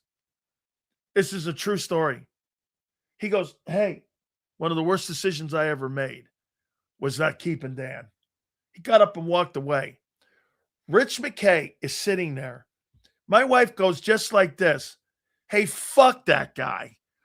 And every Buccaneer executive was in there. Rich McKay leaned back at me, who's, by the way, the president and chairman of the competitions committee and the president of the Atlanta Falcons. Did your wife just tell Wayne Fonts to go fuck himself? I said, Rich, she did. And Rich, she did. Yes, right there in front of the entire place. I was like, oh. She goes, I don't want to hear that. You knew he should have. He started every preseason game, and the guy was better than Lawrence Phillips. Or not Lawrence Phillips, the other guy. No. Because they kept the guy. Remember, they kept the guy, Lawrence Pete, over me. My wife, hilarious. Rich McKay looked right back at me and goes, hey, did she just tell Rich McKay to go F himself? I said, yeah. Joe Gibbs was down there. because Joe Gibbs had coached in Tampa Bay. Everybody turned and looked at me. She goes, "Hey, you got quite a firecracker there." I go, "Yes, I do." I go, "Yes, I do." President of the Atlanta Falcons looks over at me. She goes, "How long you guys been together?" I go, 40 years. 40 years. So thank you, honey. I appreciate you getting my back, sweetheart. Well, Corona time. Hey, my friends, I got to thank you so much. By the way, I will try to get tomorrow. I will try to get Coach B on. I want to see if he gets his internet back up again. So as we're getting closer, we are going to be, I think, 40 days tomorrow. We will be 40 days tomorrow, I think, to the start of training camp, which I believe is going to be around July 24th this year. So, all right, guys, I appreciate each and every single one of you. Please hit the like button on the way out, and we shall see you on the flip side.